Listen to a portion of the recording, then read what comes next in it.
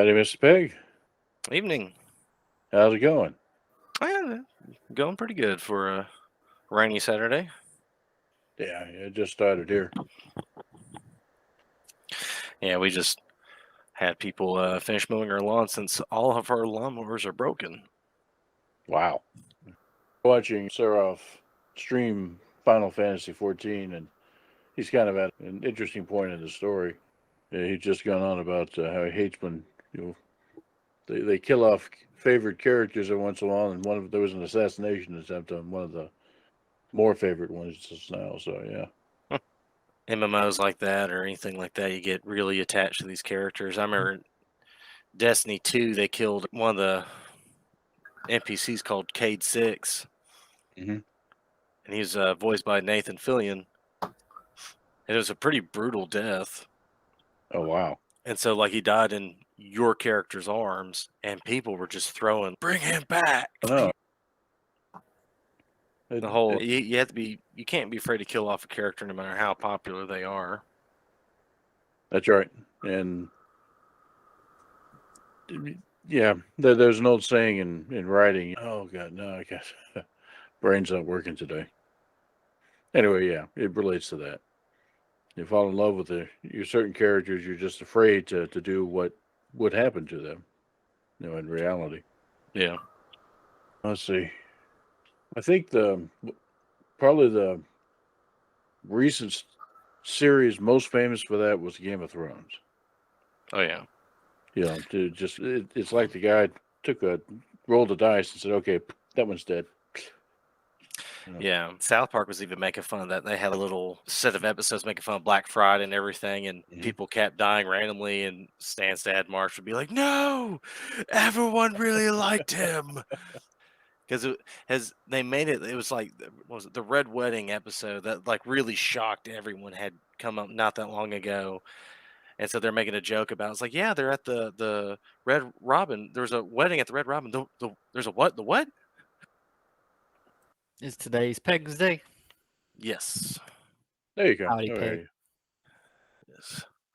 I gotta make a map for that because I'm gonna do something hilarious. Adam informed. Well, now, E, did you catch what Sarah was talking about just there?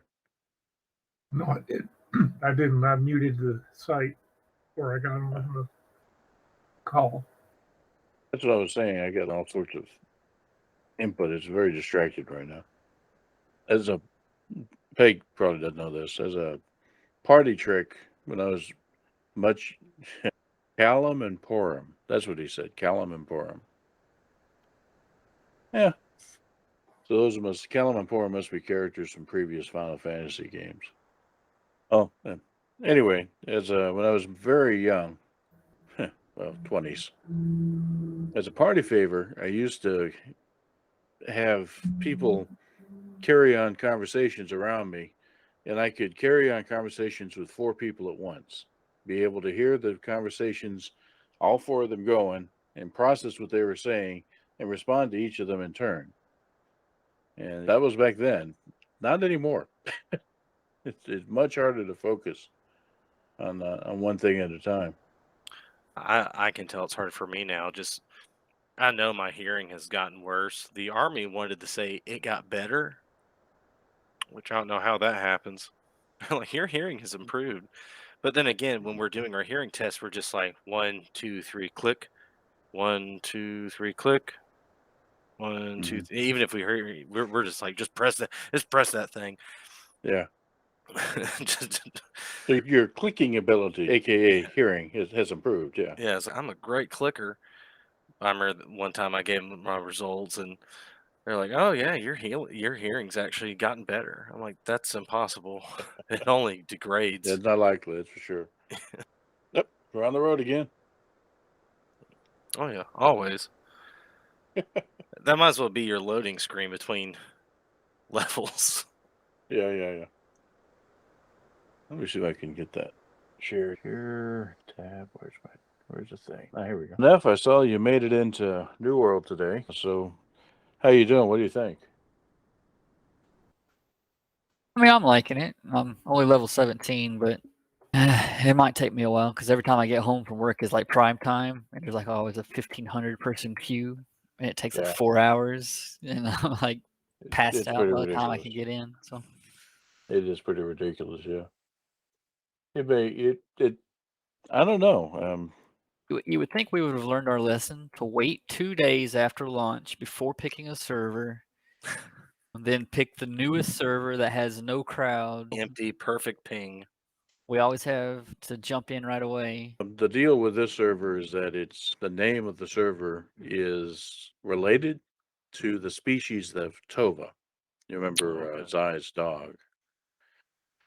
Or similar to, I should say. It's not related, but so that was what was going on with that. And your point's well taken. Otherwise, currently all of the American servers are pretty much equally jammed. But one way or the other, it'll resolve itself. Yeah, I think I'm gonna get all that. Cancel. Yes, please. All right, there we go. I can focus on things. All right. Hello. Hello. How's it going? I did order the wrong tube. So have you ordered a replacement from Walmart's? Have you got that lined up? It's on my shopping list from Walmart. Oh yeah, which reminds me, I need to make a shopping list. So I was doing this New World thing all afternoon and realized I got some stuff I need to get done and rush through that. Sheesh. Mm-hmm. Getting my tools on iron. That's what I'm thinking about calling it, just gathering online, because we're spending all the time doing. Not that I mind, because I remember we were talking about Star Wars Galaxies. You know, how that was one of the most enjoyable aspects of it, just wandering around the wilderness and searching for resources and bringing them back and crafting them up. Far different mechanic, or different setting, but it's still nice to get out there. Some beautiful sights. It's a pretty game. 11 to 12, right? Yeah. I'll be by your place 10-ish, and yeah, we will get that done. Thank you. Although I do, now that it is raining, it's probably going to be raining tomorrow. I don't know. Okay. It's having to replace, it had a front flat tire for Pegg and Neff on his trike. So it's having to replace the front tire, front wheel. Yeah. That's Yeah. not good. It's the second time in 2 months. And Thursday morning, I got the bolts in to put the brake disc back on, because the brake disc, the bolts fell out and the brake stopped working. And I bought new bolts, put Loctite on them, secured the disc to the and then a little bit later it was at Walgreens and the front wheel was flat. You got to stop popping those wheelies, man. I've got Kevlar belted radials, or Kevlar belted tires at least. I don't know. Minx is on. He's shocked he hasn't showed up yet.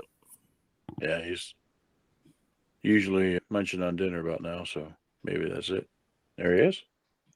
Howdy. How's it going? Can you hear us? You're muted. You're up there. muted. See, He might be muted intentionally because he's. Yeah. It popped up that way. Sorry about that. Howdy. Yeah. Oh, fairly well. I've got most of my issues with the new machine squared up. Sweet. I'm So still how's it running. running? It's doing well. I haven't run it through anything new to clock it. I really test the video on it. Mm-hmm. You know, but I'm able to get my background going finally.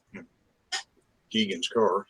Like I said, the only thing I'm still a little leery of Ghost in the Drive. I've got the program on here, and I just got to be here while I'm babysitting and do it. So I'm still running on the old one right now. It sees it. It knows it's there. So I've about got all the kinks worked out of it. There's just a few left. I want to test out its paces. We're good. But it's been stable. After about the first 3 reboots, everything pretty much came back like it's supposed to. Right. Yeah. Because it doesn't recognize this or that or the other drivers and such. And you're on it now. You're not on your backup. And I'm on the main. Sweet. It's just it's still it's not the onboard drive. It's the one I had. Yeah. I haven't copied it and slaved it. We'll see if you get your typical disconnect around 7 p.m. Then we'll know. Right. But Pegg's animated map looks better. It's faster and smoother and has more depth. That's positive right there. Yeah. Being I've got 5 windows and 2 browsers open, I think I'm doing pretty good. I had another light episode on Wednesday. Pegg was there for that, but it wasn't nothing like the 4 and 6 hour issues I had before. They only lasted about 20 minutes. So other than just wore me out, I lived through it. So I'm a little off today, but my numbers are closer to, I guess it's just my system thinking I'm too low, even though I'm more correct. That's actually, the thing. Yeah. So that's what I've been fighting the last few days. I've been under 250 for the first time in weeks. So And it's it been and it doesn't feel like it. It feels, like Yeah. you're yeah, I'm ready for a nap. ready for that. There was supposed to be a event tonight for my class, and I thought about going, but most of the day I didn't feel up to it. But in the last couple of hours of just juned around here, got a little puny and sit down and watch the movie, and I'm a little better. Of course, I'm eating a piece of pizza. That's probably gonna mess me back up, but it's tug of war. But this seems to be. I am improving. It's just the struggle of getting there. And thank you again, E, for all the parts. This has been an absolute joy. Unfortunately, Robert did most of the assembly. I was busy trying to help all the other one put up fans, and Davey. And by the time we got through dealing with those ceiling fans, he was done. So, I appreciate it. Like I said, the additional parts I put in there with it have all gone seamlessly with your suggestion. So I just got to do a little bit more file maintenance so I don't have as much crap to move. Then go sit and slick the old drive, yank the jumper, and I should be gold. It didn't like me having 2 CD drives. I had to delete one. But really don't use one anymore anyway. Yeah, this latest one I got didn't even have one. I still like making MP3 discs for the car. So, and the occasional hard copy backup DVD. MP3 disc for the car. Heck, I thought you were going to say 8 tracks. Even the Plymouth doesn't even play those. It's the right era, but it didn't have one. It's just AM, FM is it. Talking about 8 tracks, I got Dark Side of the Moon, Pink Floyd. Right there. Camera barely picks it up. I've got a box of them. Now I'm going to give you. It's just I got to find what Mama did with them. She's buried them in what has become her sewing room. It used to be my bedroom. I said, it was right here under the bed. What'd you do with it? Well, I don't know. Number one answer. So now it's under all her fabric hoarding. Probably with all my LPs too. Yeah, that call in I got right after you left. The extinguisher was hanging on the wall with the pin pulled and shot. Hadn't been tagged since 14 by Patco. Figures. And every light save one was deader than doornail. And I had to move stuff to get to every one of them. So it always is. Yeah. Okay. So, sorry, I was printing off a thing for Sebi. Instead of buying coloring books, I just Google stuff and print it off page by page. Yeah, I'm spending That's what money. all the teachers at the elementary used to do. That's why we had 25,000 color pages printed every month. Yeah. I think, because you get down to the math, it's like I'm actually saving more on just using paper and ink than I would these books when they only colored 3 or 2 pages. My problem is I buy them when the artwork's good, like that Mandalorian one I gave him. Oh, yeah. So I actually want to. All right, we'll get started. Just doing a few GM things. Perfect. And we'll do this. So when we last left off, group kind of got separated through no fault of their own. But Ark, Max, and Justice were in the limo and the convoy of Baron von Habsburg, which is the big wig in town to set things straight after the prince died. Yep. Old Baron von Habsburg. For those that don't remember. An eccentric fellow, to say the least, with an odd fascination with justice. But he explained everything that was going on that he knew of. And he explained that where everyone was going, which was the Palace Hotel, which looks like this. It's a very nice, fancy place. It's very nice. And one fitting for someone of his status, what he is in charge of, what he is here to do. So Martin and Shaw got separated mainly because Shaw was putting it into a bit of a threat to everyone, which was Reverend Billy Ray Collins, which was the leader of a group of radical inquisitors who essentially tried to assassinate Max in a sense, and he took them out in glorious fashion. The ultimate coup de grace was Keegan ramming him with the car. So that's where we left off. So for Justice, Max, and Ark, you are still riding along with Baron von Habsburg, who seems almost uninterested in the fact that the convoy just had to leave suddenly. Nope, not a care in the world. It's very disinterested. It's almost as if, just another day in the realm of the mortals. And of course, occasionally, Justice will bring up something just because it's almost like he is just awestruck by the fact that there's a real vampire. He still thinks it's fake. He still thinks it's like someone that's cosplaying, because that's the world he's been in for most of his life. And eventually, after some time of traveling, you get to the hotel. There is police everywhere. It's almost like the entire department has emptied all stations to create these roadblocks and areas, but it's almost an army has set up encampment here, and this is their HQ. There's cars, there's blockades, people are out. And when the convoy rolls up, 2 cop cars pull aside, you roll on through right underneath, right in front of the lobby. Everyone lets, a cop runs up and opens the door to the limo. The driver doesn't even get out. The chauffeur doesn't. A cop literally comes and goes, you can get out, safe to get out. So everyone gets out, and the concierge comes out and formally greets Baron von Habsburg and says, "Is there any luggage you need me to get?" Doesn't even get a bellboy. He's like, "Do I need to get anything?" It's a great honor to have this person here. And eventually, everyone is escorted in. The lobby's been emptied out. You have no idea if there's even guests in the building, if they even cleared it out, if you're the only people there.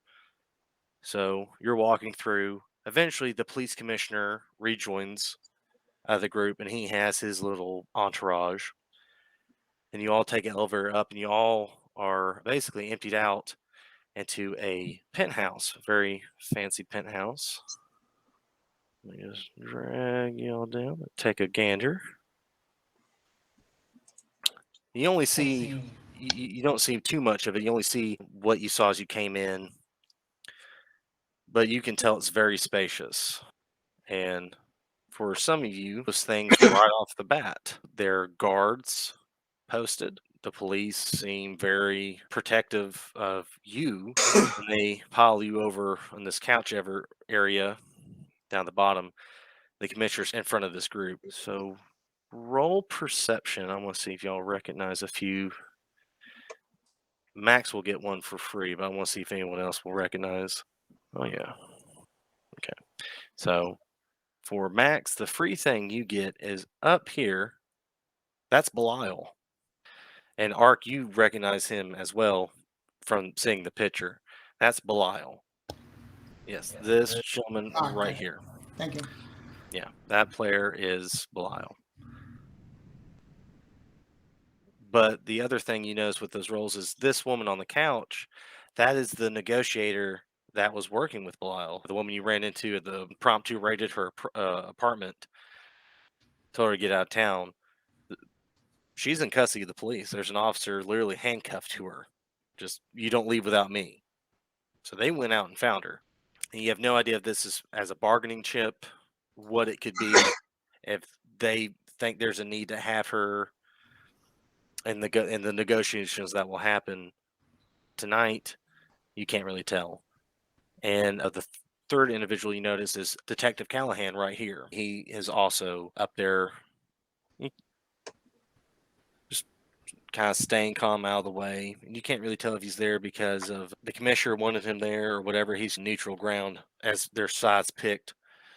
Vampires on one, the locals on the other. But you notice that he and the commissioner kind of whisper. Eventually, kind of makes his way out. Now we will take a break in that, and we will go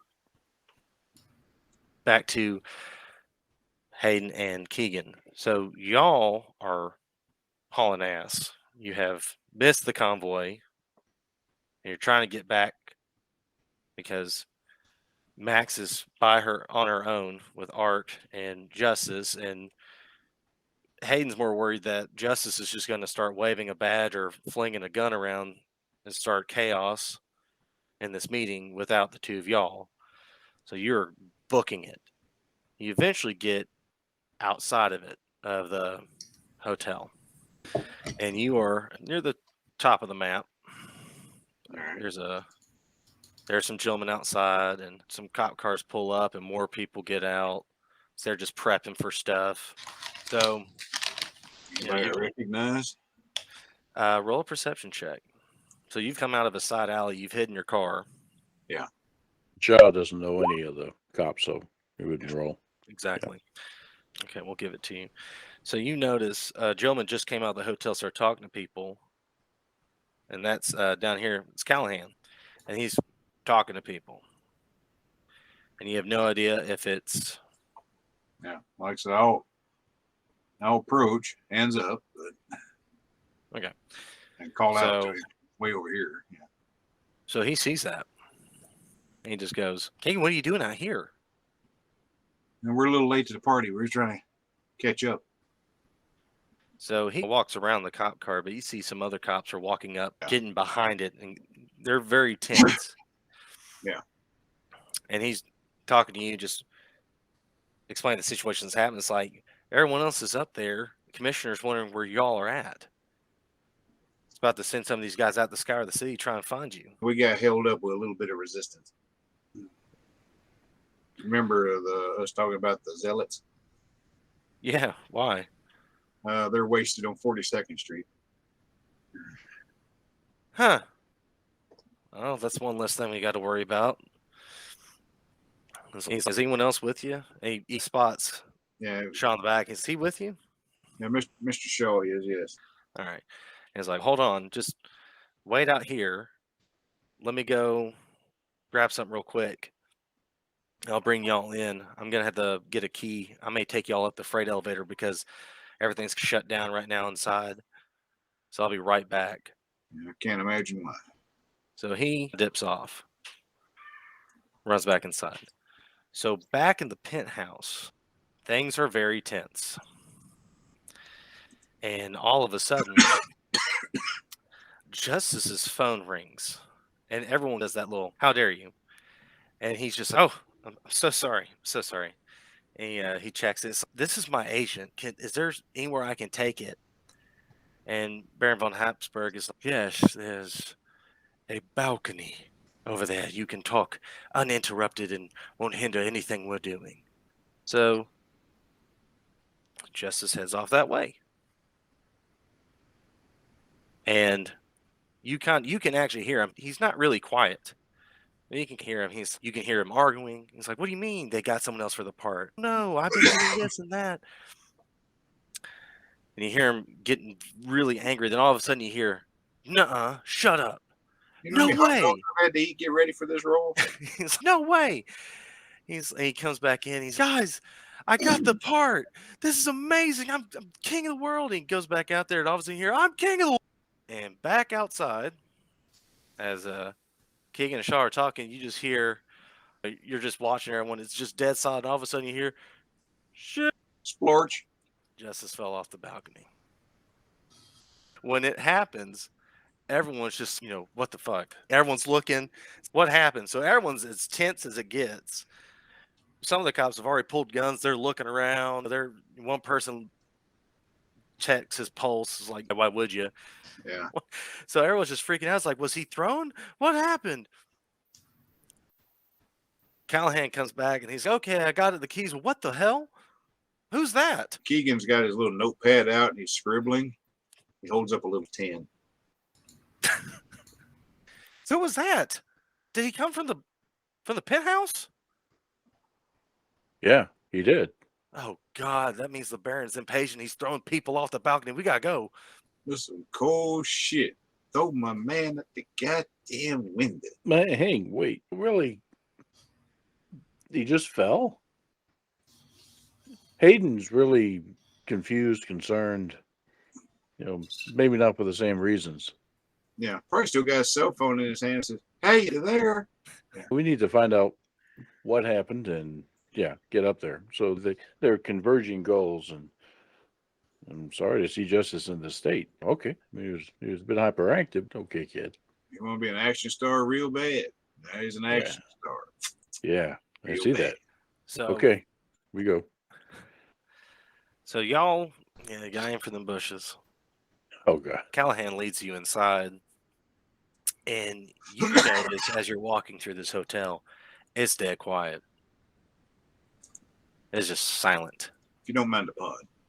Yeah, it is. It's very quiet. And he comes up and he says, "Okay, I'm gonna take us in through a freight elevator. We're gonna take the stairs the rest of the way. It only goes so far, and I'll escort you in." I was like, "Okay." So you all, Hey, Callahan, detective sergeant. What was his? He's a what was detective. Callahan? Shaw wouldn't be so informal with him. He's been a Say, lieutenant detective. so damn long, he don't even know. Why is the police presence so amped now, as opposed to when the Baron first showed up? Is there something changed? he just shakes his head. He's just like, "I can't even tell you. The commissioner's been playing this close to his chest. I have no idea if it's a show of force, if he's worried something will happen. I've never seen the commissioner like this. He's pretty peeved." But The commissioner's never been in a power grab like this before either. he goes, "I know. That's what I'm thinking this is all about. I'm thinking he's here. He's trying to definitely make himself be more of a player than a pawn in this game right now with the negotiations. So I have no idea how this is swinging. It's already tense enough in the penthouse as it was before I left. Okay, hopefully we don't make things worse. If he's throwing people off a balcony, I can't see how much worse it could get. I think that lacks imagination. So I don't know. Have you met the guy? Yeah, actually, he seemed decent. Oh, okay. Seemed a Yeah. little If I know that good dude, he probably thinks it's a good waste of blood. But yeah, like, I prefer the Baron over Belial, that's for sure. wait, Belial? Yeah, Oh, is it? You remember? I told you he was the guy that killed the prince.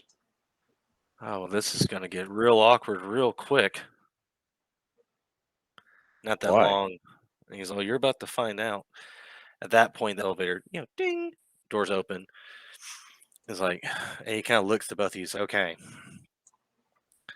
I know tensions are high. I know you just lost a friend, a very dear, beloved friend out there. I don't know if he was thrown from the balcony. Don't know. Just saw the end result. But let's avoid a bloodbath. Poor choice of words. Let's avoid a gunfight because there's some people here you may not like and may not like you. And I can guarantee you that. but there are two individuals here by the names of Belial and Ezekiel. And Funny yeah, which side he's on. yeah. So we're about to have a good old fun time in here. So just follow me and stay cool. So he goes up the door and he comes in and is just like, hey, it's me, Callahan. It's like, I got him. And he moves back over and he escorts y'all in. Y'all are reunited with Max and Ark. And as you come in, you literally you walk past Belial and Ezekiel on your left, Belial on your right. They're just standing there, calm, cool, collective, kind of eyeballing the room. Yeah, Sean doesn't do anything. He's never seen Ezekiel before. Or if he did, it was just in passing that one time when he came to the restaurant. Didn't really pay attention to him. But Belial, he just glances at Belial and he keeps on walking. Yeah, Really wanted to say something, but yeah, good advice not to. Yeah, for Keegan, you immediately recognize both. That's who they are. I'll actually cut a sidelong glance at Zeke and say, hey, you want to come get a wonton or something? I miss you. And he tries to betray nothing, like, oh, yeah. Oh, yeah. So he's a big, tough guy. So as soon as y'all come in, Baron von Hatzberg is just, finally, everyone has arrived. He goes, now we can finally get started. And the first thing on the docket tonight is thanking our hosts for providing security, for ensuring our safety in this city, as there's so many nut jobs and wackos today. Thank you, Commissioner. Thank you so much. Now sit. And he walks right up to the commissioner. He's right over there. Sit next to the woman. He just looks down and he walks down there and he goes, don't think I don't know what you're trying to do. It won't work. Prince Windor died in your city that you control the safety and security of. Don't think you can come to this table and get more than what we already gave you. You already took the scraps we gave you and a little off the top because we know humans. We know what you do. You will always take what is not yours to get a little bit more. You allowed something to be taken from us, and you've allowed the situation to get worse. Chaos. Oop, lost Steven. And he's back. And Baron keeps going on. It's like, you allowed the prince to be murdered, assassinated, mind you. You have brought nothing forward to us of who did it, who could have done it. And now we keep hearing of more deaths, warehouses being burned to the ground, inquisitors in the area. How dare you come forth here trying to strong arm me to giving you more power? Learn your place. And he just gets his cape, gets everything back in order. Forgive me, but you must excuse my anger. Prince Windor was a very good friend of mine. And he casually approaches everyone. He comes up to the woman and he moves a few people out of the way. Who are you? And he's just staring at the woman that was the negotiator that you all met. And she's staying pretty silent. She's not speaking. She just does this number. And he goes, oh, I like that. I like that a lot. Stubborn. Yes, yeah. Stubborn one. You rarely see that in humans these days. And he looks at the commissioner. He's like, so tell me why she is so important that you handcuffed her to one of your men. Expect this to be a bargaining chip. She knows all the skeletons in the closet. And it's pretty silent as he asks this, and the commissioner kind of stands up and goes, "Actually, matter of fact, she is a bargaining chip. She worked for your organization. She worked with Prince Windor." As for reference, Prince Windor was this individual. She worked with him. She was in charge with handling all information for her, all business practices, acquiring land, warehousing. And he goes, "She tried to flee the city with a bag full of cash and a suitcase full of files and information. Damning evidence. If I was truly a man of the law, I brought her here and the cash in the suitcase as an offering of my true loyalty to the organization. Where I am, I didn't bring her as a bargaining trip. I brought her as a token of goodwill, giving you back lost property." And when he calls her that, she stands up. She tries to hit him. She doesn't even say anything. She gets up, tries to smack him. That handcuff tightens, reels her back onto the couch. She goes, "You son of a bitch! I'm no one's property. You don't know what's going on here." And he goes up and he smacks her right in the face. Just pop, open hand pimp slap. And he goes, "One more out of that, I'll gag you." And he turns back to the bear and he goes, "Yeah. She belongs to you. Do with her as you will." And he undoes the handcuff and he hands her pretty much to the Baron. The Baron kind of brings her out and says, "I can't take your word alone of what she is. I mean, your word against hers. You would do anything to keep your position, to keep that little shred of life you hold. You would do anything to try and elevate yourself, to become as gods like we are. It won't happen." He goes, "Miss Gorgonzola," and this woman back here comes forward, so take her away and see what she knows. And if what she has to say is true, then I will have my answers what to do next." She bows and two women disappear further into the penthouse. And he, Baron Hasburg turns back around and he actually comes closer to Keegan and Sean Callahan and he goes, "This one move," and he moves Callahan away. And he comes closer to Keegan and Sean. It's like, "You, I remember," pointing to Shaw. It's like, "You, I haven't met yet," pointing to Keegan.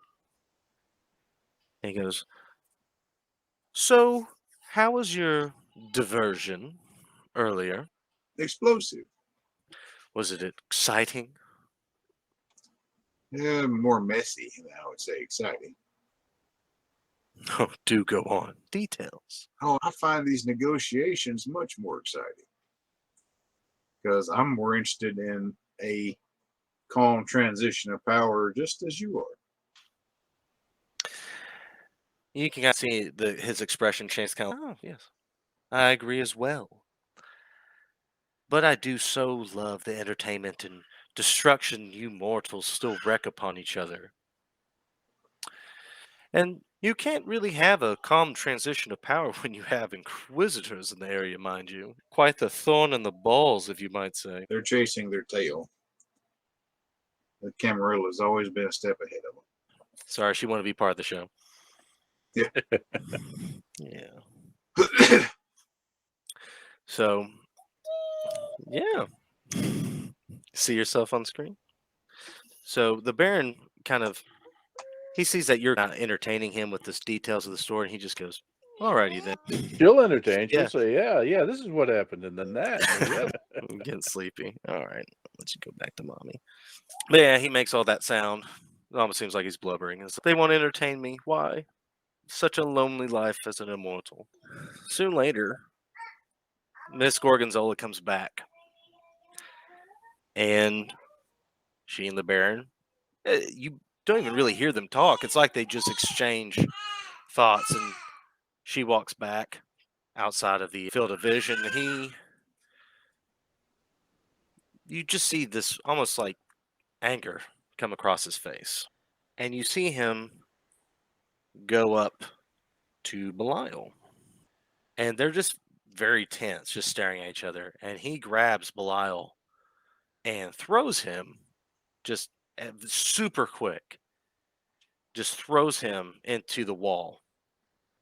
And then peels him from the wall and throws him, and he lands over here. Not that far from Shaw, but right there. And he wheels around. Traitor! Walks over there. It's like, you dared to make deals with another clan.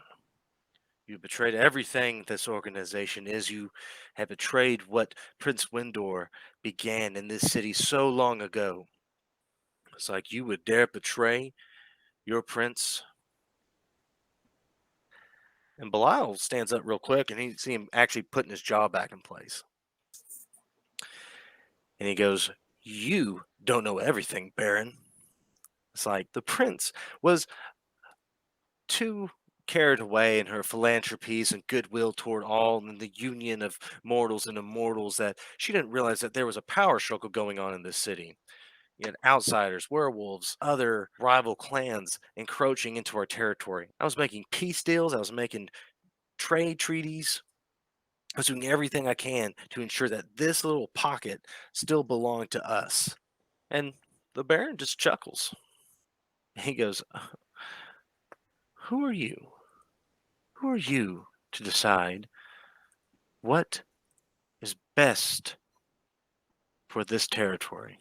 Last I checked, let's see, how long ago was this? Oh, yes, last I checked that a minion did what the minion was told to do, and the prince took care of all of that. You mean to tell me that, oh, I don't know, that the prince truly did not care? And Belial just shakes his head. Yeah, she didn't care. We're losing, we were losing more people to blood poisoning than anything. People were running out of supply, bodies were stacking up. I had to do something. It's like we're in a tight fix. And the Baron just we shall see. And he stalks back over here. Belial comes back over here. Hold on. That's kind of critical body language right there. Next to Ezekiel, Shaw stands here. Okay, so Belial really notices you. It's hard not to realize that someone just walked up to you. And I'm gonna show you these individuals. Let me gotta transfer their picture, sorry. And actually, as you get closer to Belial, you see Ezekiel and Belial tighten up. Because they don't know why you're coming over to them. It's like, can I help you? It's impolite to speak while the Baron is in session. That's all Shaw says. Go back over to the mortals section. Shaw actually smiles at that and says, from the looks of things, I think I am in the mortal section. So that's Ezekiel. There's Belial. They both have very kind of rocker looks to them, don't they? Yeah. Oh, yeah. But they just stand there. They look very stiff. Belial doesn't look like he's about to fight. He more looks like his pride's been hurt, like a wounded dog. It's that I wasn't expecting my ass to get handed to me, but here we are. That's how he's feeling right now. Art goes, I smell fear. No, I do have a question though. Mhm. Impolite to speak while the Baron's in session and all that. Blood poisoning? And he goes, yeah. We were getting reports that certain clubs were getting tainted batches of blood. Normally, we get things from the blood banks and other areas of trade. They distribute them to the clubs. That way, you can avoid an incident happening on the premises of one of our clubs. Keep the clientele satisfied. If they want to feed on someone, they take them home or take them somewhere else.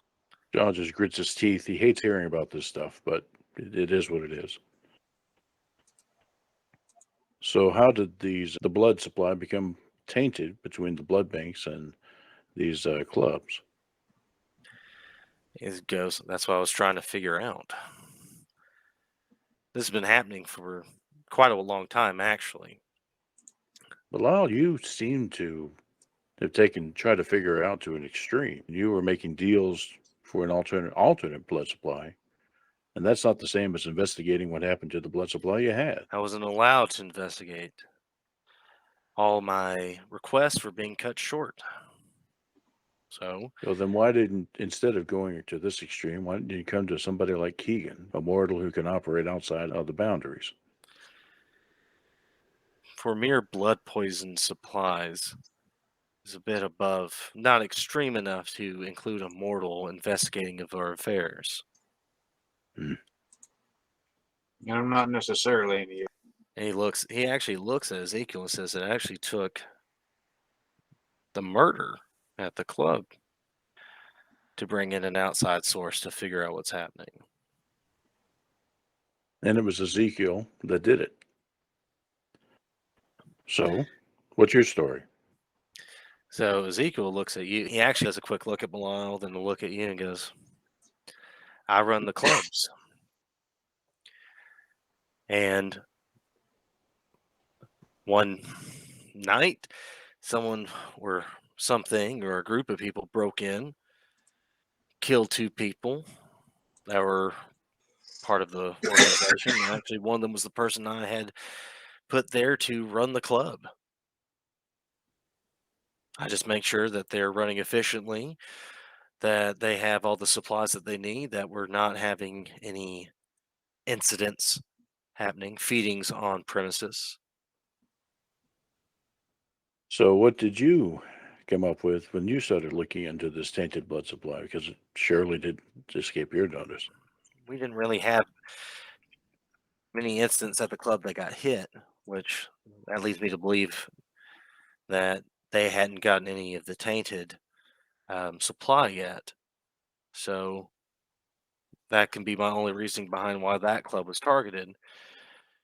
I had 2 other clubs on that side of the city that, well, people died. For a vampire being poisoned by blood, it's almost like becoming mortal again.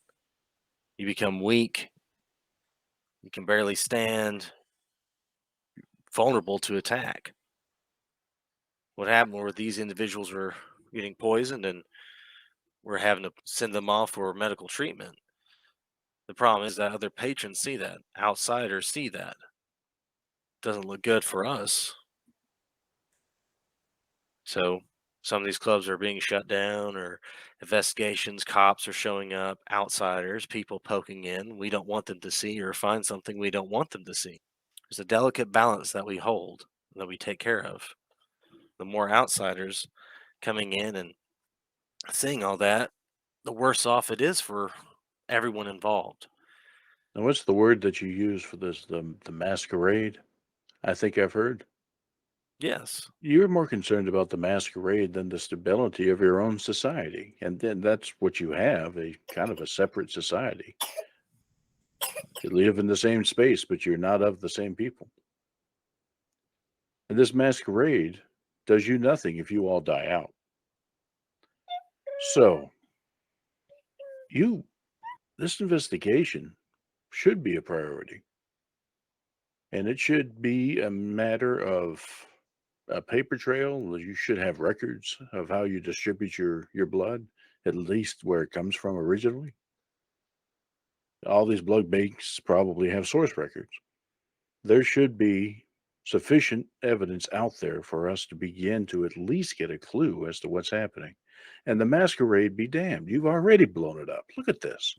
I think I'm adjusting to this new reality, gentlemen, but I think I understand your concerns and where you might have acted in the ways that you seem to have, even though they ultimately were self-destructive.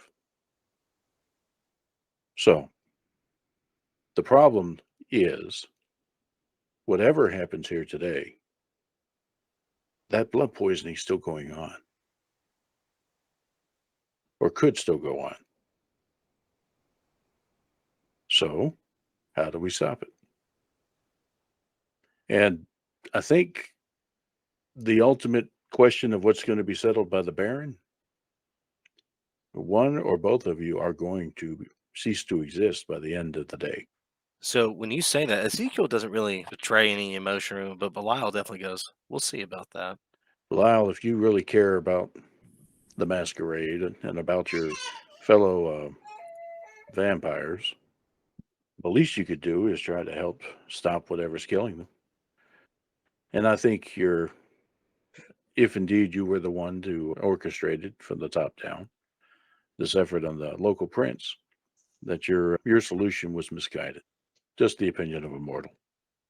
But when I'm saying that, to avoid this sort of thing going on after what happens today, I'm willing to help get to the bottom of whatever is poisoning people. So when you say that, you can see Ezekiel's intrigue. They never really had a mortal want to help them when something wrong's happening to them. You can't really see Belial be the same way. He's still very tight, tense. Well, yeah, he has a reason to be. He just got thrown across the room by God over there. So you can see that Ezekiel is interested. So no way, but you can tell you're definitely you'll get resistance from Belial in a sense of help. It's like, I got the tough guy. Yeah, I understand. It's a very simple motivation on my part, gentlemen. I'm a school teacher. I feel responsible for all of my students. And what's happening here threatens all of them and more. So solving your problem solves their problem. And like once again, Ezekiel's the first to respond, and he just goes, "You're right." He's like, "We do need to figure this out." And he says, "We only have a few clinics in the city that are under our control. It's like some are owned by outside entities, corporations. It's hard to do this and keep it under wraps because everything that we process, we have to give some in and keep some for our purposes. But the only place we've shut down, we shut down one due to it. They were getting the most.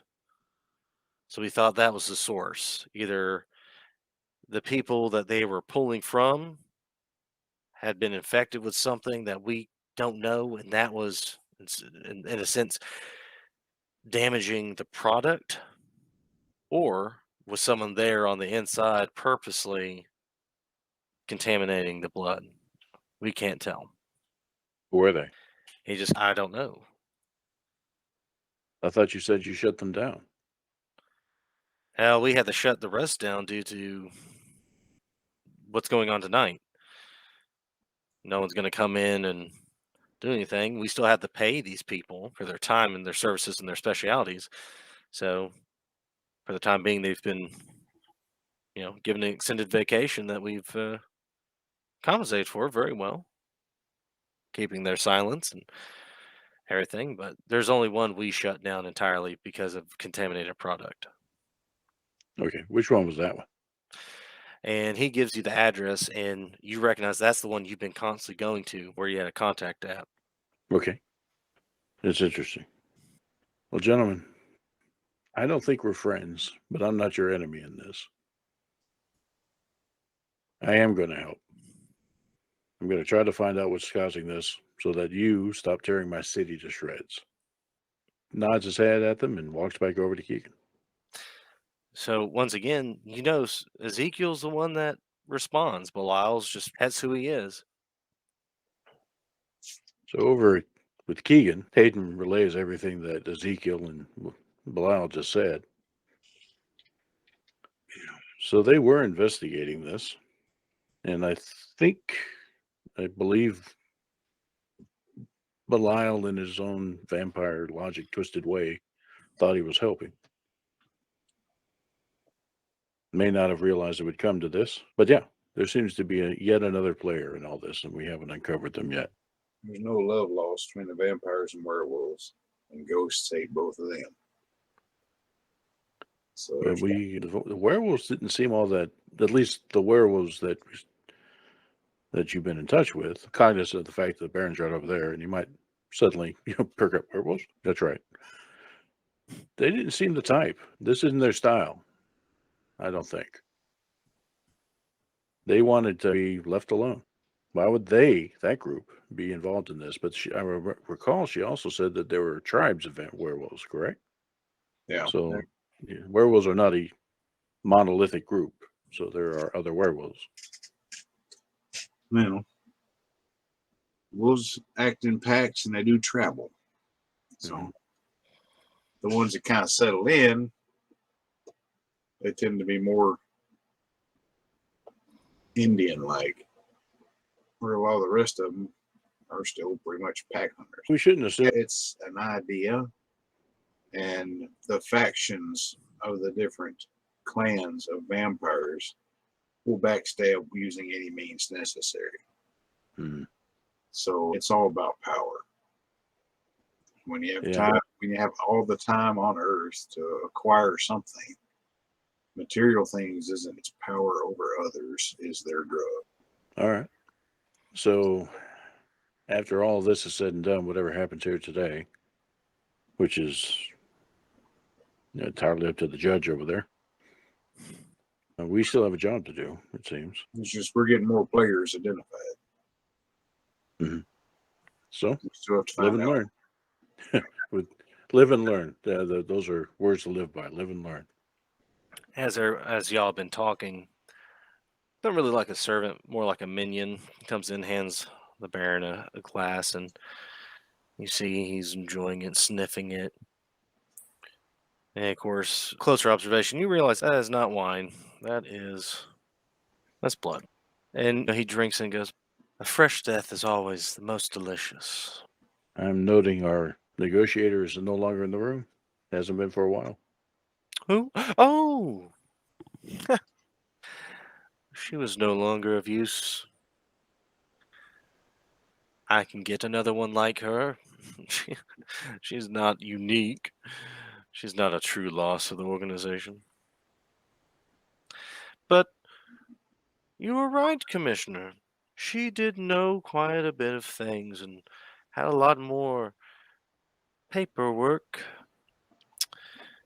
You did good. Like a good dog. You did very well. Brought your master a treat. I will remember this. Now, on to another matter. And he spins around the cape. A great disturbance occurred in this city earlier this month. A murder, an assassination that is still a mystery. So my question is, does anyone know who assassinated Prince Windor? Anyone at all? How about information of the night she was assassinated? Anyone? Bueller? We can tell you what we know. And this is your cue, Max, if you wanted to speak up. Pictures. I was waiting on that. Steve, you are muted. It disappeared. There he is. Muted in the Hangouts. Just clutching the cell phone in her hand. Tweet. That's in Roll20. Oh, okay. What we're seeing is that you're muted in Hangouts. You know how you can click on the mute button in the Hangout? Yeah. You're saying it's because it's not recognizing a mic, or? Oh, I see. Yeah, that's a bit different. So, yeah, something odd going on there. All right, you're being interrogated by text. Alrighty. Essentially, Baron brings up that question once more. No, does anyone know of anything that happened? Oh, sure. I think several of us were going to answer. We were just waiting on Max. Max to says speak. there in chat, says, I have pictures. Okay. Yeah. I'm not seeing it. Sorry. It's in the Roll20 chat. Okay, there we go. Now I have it. So when he hears I have pictures, he kind of cocks his head and he comes over and he casually just moves the commissioner out of the way. And he comes directly before you, Max, and he looks and goes, "You." And he just he's really looking into your eyes. Oh, here's something crash. Yeah. So the Baron's really looking at you, Max. He's really inspecting. Make sure you're all situation. So he's really looking at you, Max, when you say you have pictures. He's really, he's staring into your eyes. And he goes, "You rode with me. That's right. That's right." And he walks back toward the center. It's like, "Present your evidence. What do you have to say about what happened to Prince Win?" Tess, can you hear me? Yes. Oh, good. Okay. I saw that man, and she does an illusion to make the images from the phone go to full life so everybody can see it. And that's a picture of Belial standing above the prince. So everyone looks at it, and Ezekiel looks at Belial quizzically, and Belial is very shocked to see that. And of course, the Baron just, what? And looks at Belial. And Belial goes, "No. When was that taken? When did, I was not there that night. That's got to be doctored. It's got to be fake." Nope. So the Baron goes, "Well, seems your arrogance knows no bounds, Belial." He goes, "Baron, that is not me. So I was not there that night." And the Baron kind of looks at the illusion, looks back. "Are you really going to expect me to believe that?" And he goes, "No, I truly was not there." It's like, that is someone else disguised as me. It couldn't have been me. So the Baron it seems that he's made a decision, but you can tell he's intrigued to see how this all plays out. And he looks at Max, he goes, "What happened that night? Obviously, you were there at the office. You met the prince. You met her. Obviously, you spoke with her. What happened? Please enlighten me what happened." Gabriel threatened us, the sight of the prince. Real quick, I've got a question. I know Gabriel, I got close to and everything. Did I ever get close to Belial that night? So, recap of that night. If this is okay, so this is, show that real quick. So that was Gabriel, and it was a very small picture to look at. You need to have the sound effect. Oh, okay. So that was Gabriel. He was mute, he couldn't talk, and he always wore a mask. That's what he looked like. If anyone that screamed enforcer, it was that guy. That night, y'all had showed, that was after the incident at the warehouse that burned down. And you saw that the shootout that happened between them, and he was accused of disrupting things for the clan. So Prince Windor was going to essentially arrest him. They're going to keep him under lock and key until they can figure things out. And they were sending people out to find Belial and Ezekiel. That's when Belial basically dropped the grenade in the hallway and started a firefight, literally, between y'all and Shaw. Ark, Max, and Keegan were by the car outside on the street wall. Shaw was basically getting fire and getting shot by Gabriel. Max teleported inside to check on the prince. And that's when Max witnessed Belial standing over the prince's dead body. Max froze him in place, snapped a picture, and bolted. By the time she made it back to y'all, the fight was pretty much at a stalemate between Gabriel burning and Shaw critically wounded by a gunshot wound when police showed up, and that's when everyone just scram, scat. So that's how that night ended. So this is the first night that arc that you have actually seen and met Belial. You have met Ezekiel before at the restaurant. Okay. All right. The reason I'm asking is that, I have the discernment, but okay. All right. So I haven't seen him before. So never mind. But essentially, everyone kind of clues in that whole day's events. Went to the warehouse under Belial's control, everything that happened that day, that night, and you leave it at with Max, took the picture and ran. So after everyone has told their story, the Baron is just like, you don't say. And turns back to Belial and goes, so, I don't know about you, but unless you have a airtight alibi, you're fucked. And Belial goes, I was outside the city limits. Like, I was not in the city that night after the incident at the warehouse. I fled with our negotiator. I dropped her off at a bus stop and I headed out of the city limits because I wanted to check on one of my assets. The Baron just, what is your asset? Because whatever your asset is also my asset. So don't be shy. Tell us. And he goes, I have some land outside the city limits. Okay, continue on. It is a farm. It is disguised as a winery. And that's all you need to know. And the Baron just chuckles. He's, no, I need to know everything. So what were you doing at this farm? What do you do at this winery? And Belial looks at Ezekiel and just goes, I was going to open it as another asset for us since clubs were being destroyed from the inside, as another means to enjoy what we offer, enjoy fresh blood and wine at the same time.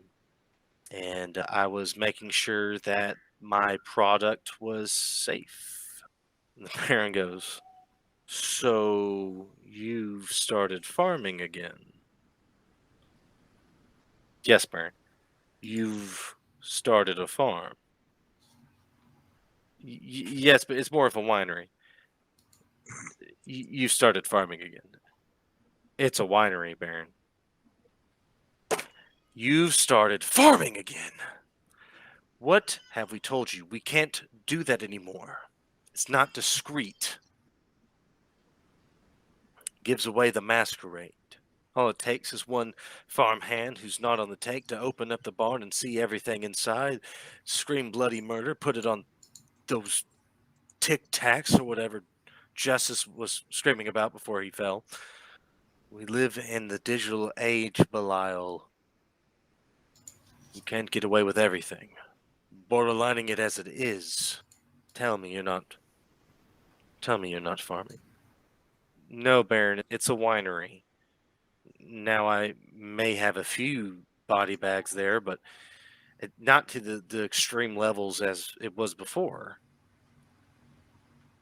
This is mainly as a different escape than just going to the club every night. Most of our clientele are getting tired of that. Really looking for other options here, and something that I would think wasn't being contaminated, so to make sure that none of it was destroyed. The Baron chuckles and goes, so you started a wine. Was anyone at this winery that could verify you were there? Belial looks at Ezekiel and says, Ezekiel was there. Ezekiel kind of looks at Belial and, shut up. So the Baron goes, so the two of you were at the winery outside the city. How fucking convenient is that? Pray tell, is the wine any good?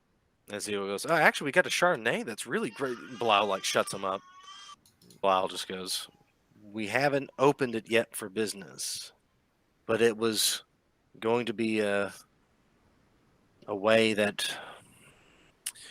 we could continue the masquerade, but with less risk of what was happening at these clubs.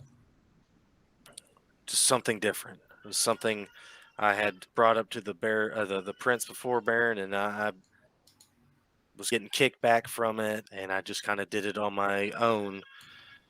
And what happened at the warehouse was I was trying to negotiate a trade deal with an outside source because of what was happening inside the city. I was thinking outside source might be non-contaminated. Baron, may I for a moment? And the Baron looks and goes,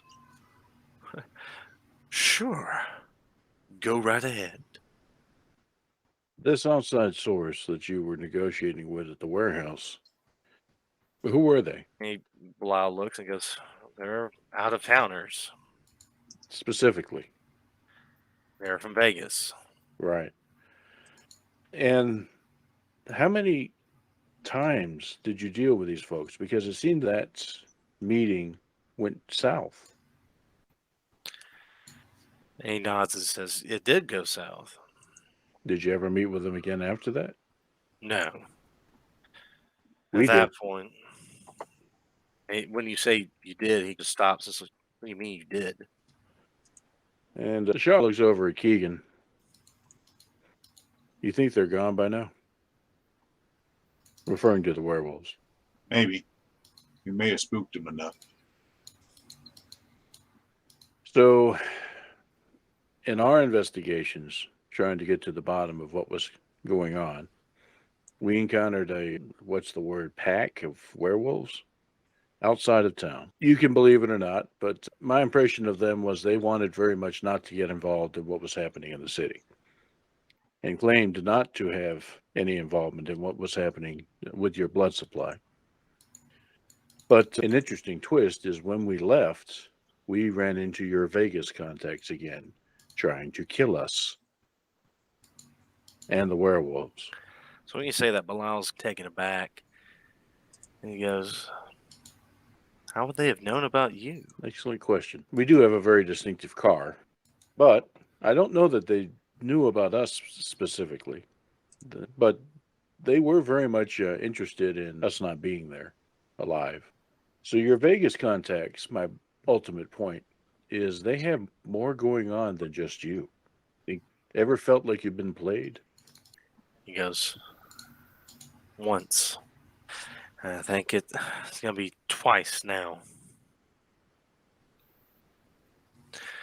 He goes on to explain why he was in contact with them. He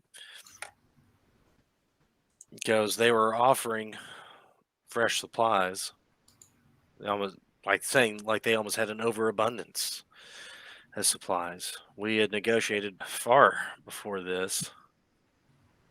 And one of those, we had negotiated a deal for X amount of crates of supplies, and we had agreed upon a price. And when we were there talking, it all just fell south. And that's what you witnessed, was everything going south. All right.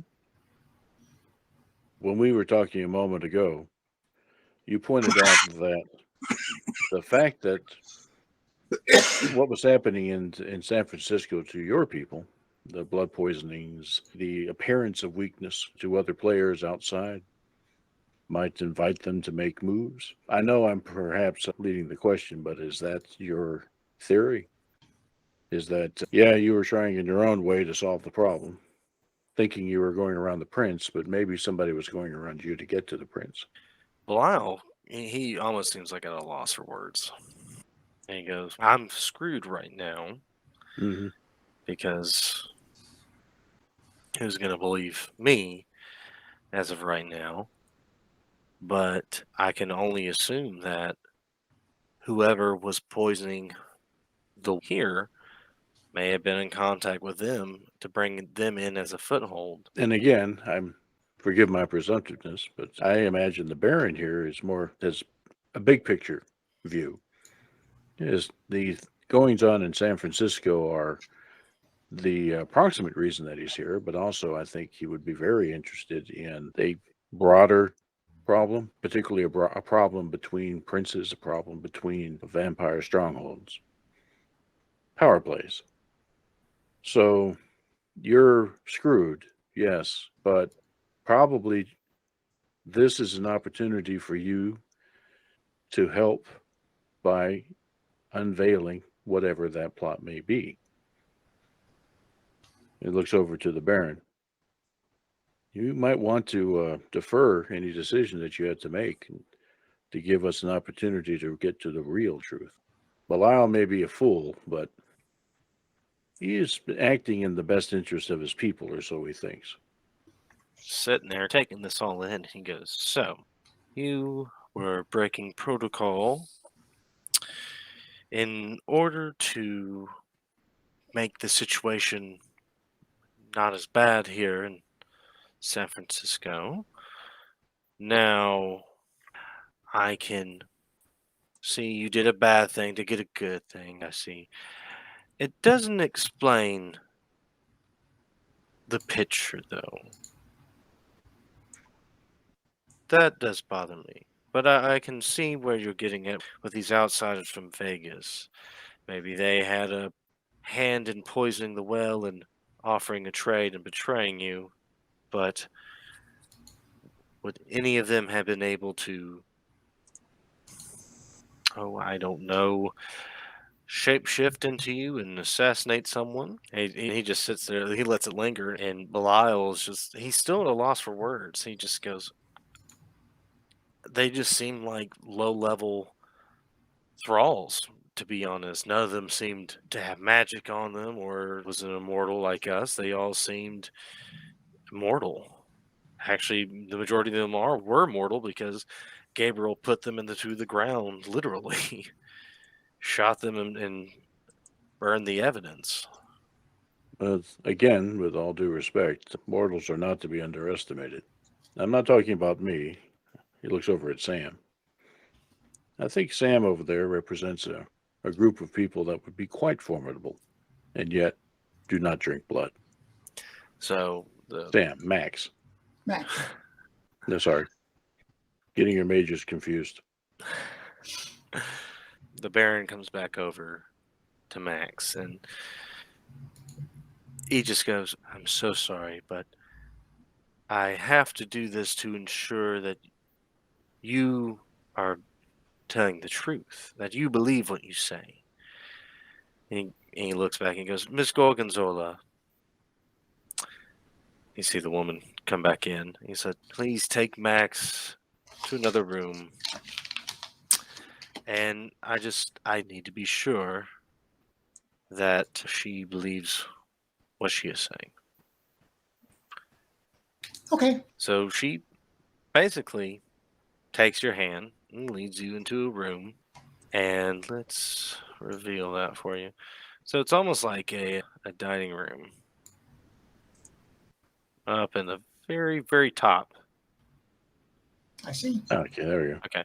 And you see the body of the woman, of the negotiator, heaped on the ground. And you can tell by looking at her, she is no longer of the limit. And as no sooner do you see her, this gentleman comes in and drags the body off into another room. That's not concerning at all. So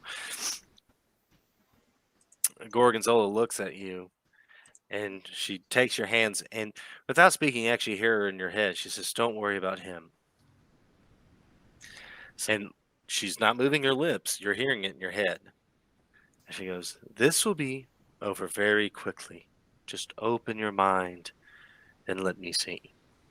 And you feel it's almost like a burning sensation in your head, like a migraine. but it's almost like hands are gripping your brain and just like shaking it, hoping something falls out. And Tickles. yeah, grab dark on that. You're sitting there, you can't, you feel like you're gonna fall, but you can't because you're in the grips of this woman. She's literally holding you, and eventually she lets go of her grip, and you collapse on the fall down on the floor. You're just breathing heavily, and you see her standing there, and you see her eyes are actually rolled back in her head. She's just standing there in a trance-like state, and then stops, and she leaves. She comes out, looks at the Baron, and comes back. And in your head, you hear it say, "You may leave now. Please go out." You probably do so running. Shh. Go stand behind Ark. Protect me. So the Baron is very perplexed. And he goes, "Well, Belial, the deck is definitely stacked against you tonight. For Max is telling the truth. She saw what she saw. What say you?" And Belial's just dumbfounded. He goes, "What I've told you before, I was at my property, the winery, with Ezekiel." And the Baron looks at Ezekiel and is like, "Were you really there?" And Ezekiel goes, Yes, Baron, I was." "What were you doing there, Ezekiel?"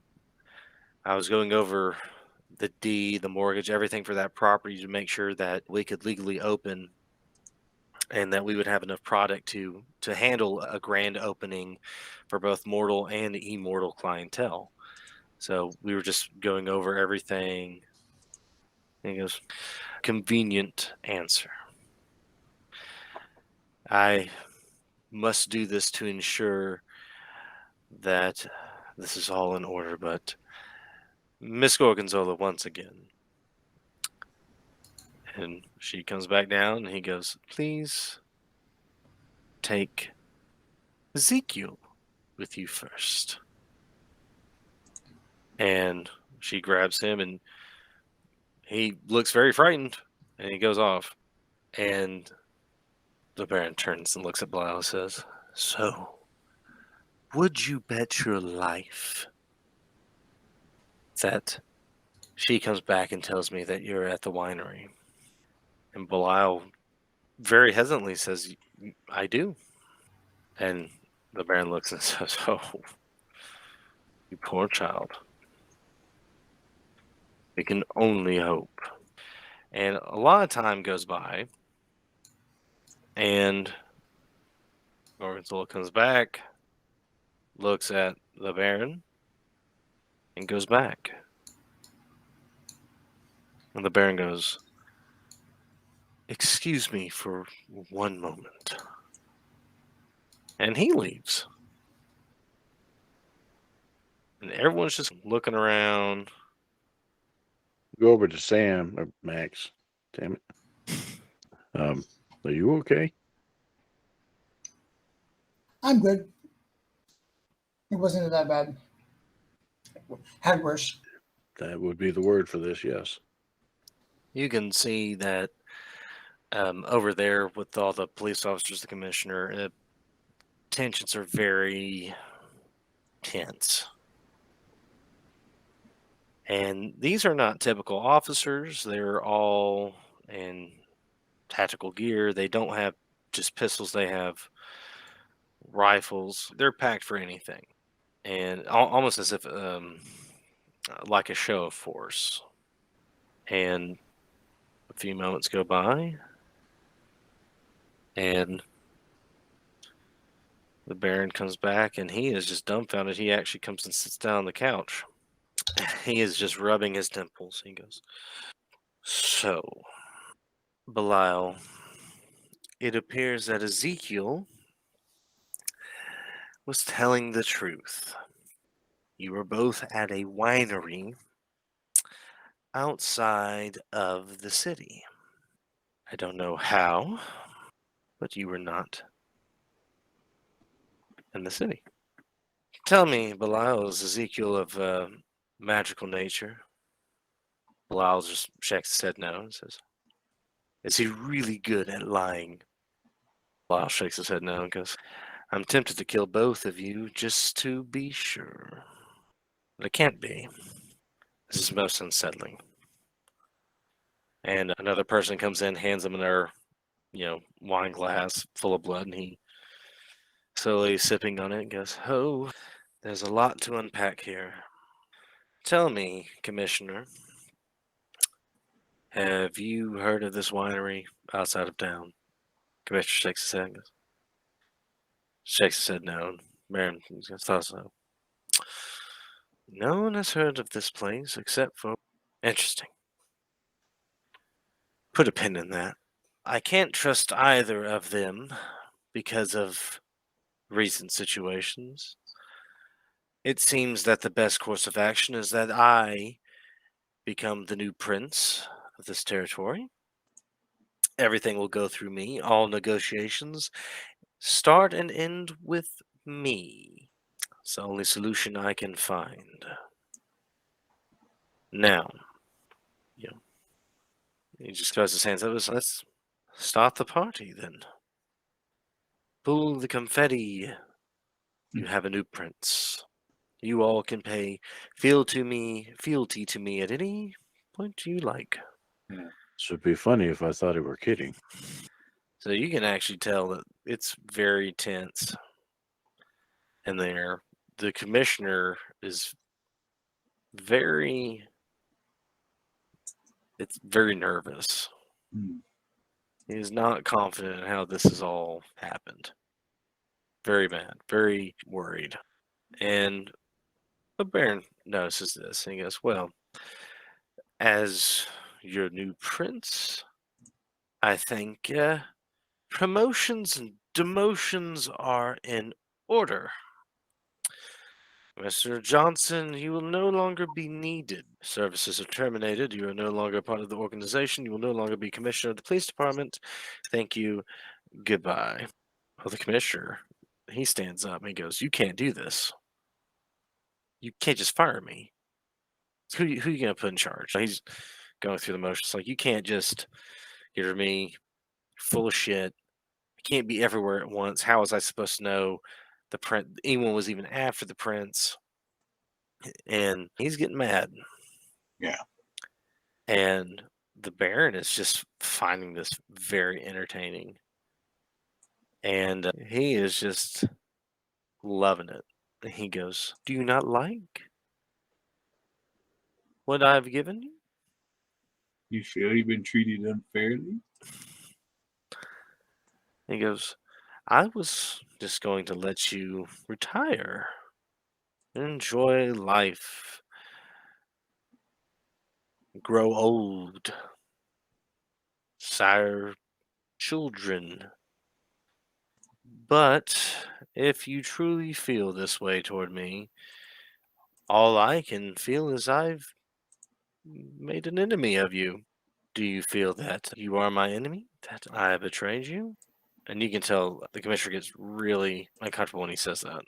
He goes, no, that's not what it is it? You feel slighted. You feel like you've earned something. You've earned nothing in my eyes. And forget retirement. Your wife will receive a folded flag and a check in the mail of what you're worth. Tiny, please escort the commissioner out of the building. And this big guy comes in. That's Tiny. And he bear hugs the commissioner and takes him away. And as they're leaving, you hear the Baron go, send him the same way that Justice left the building. And you hear the commissioner, no, don't do this, no. That's the end of it. That's all you hear.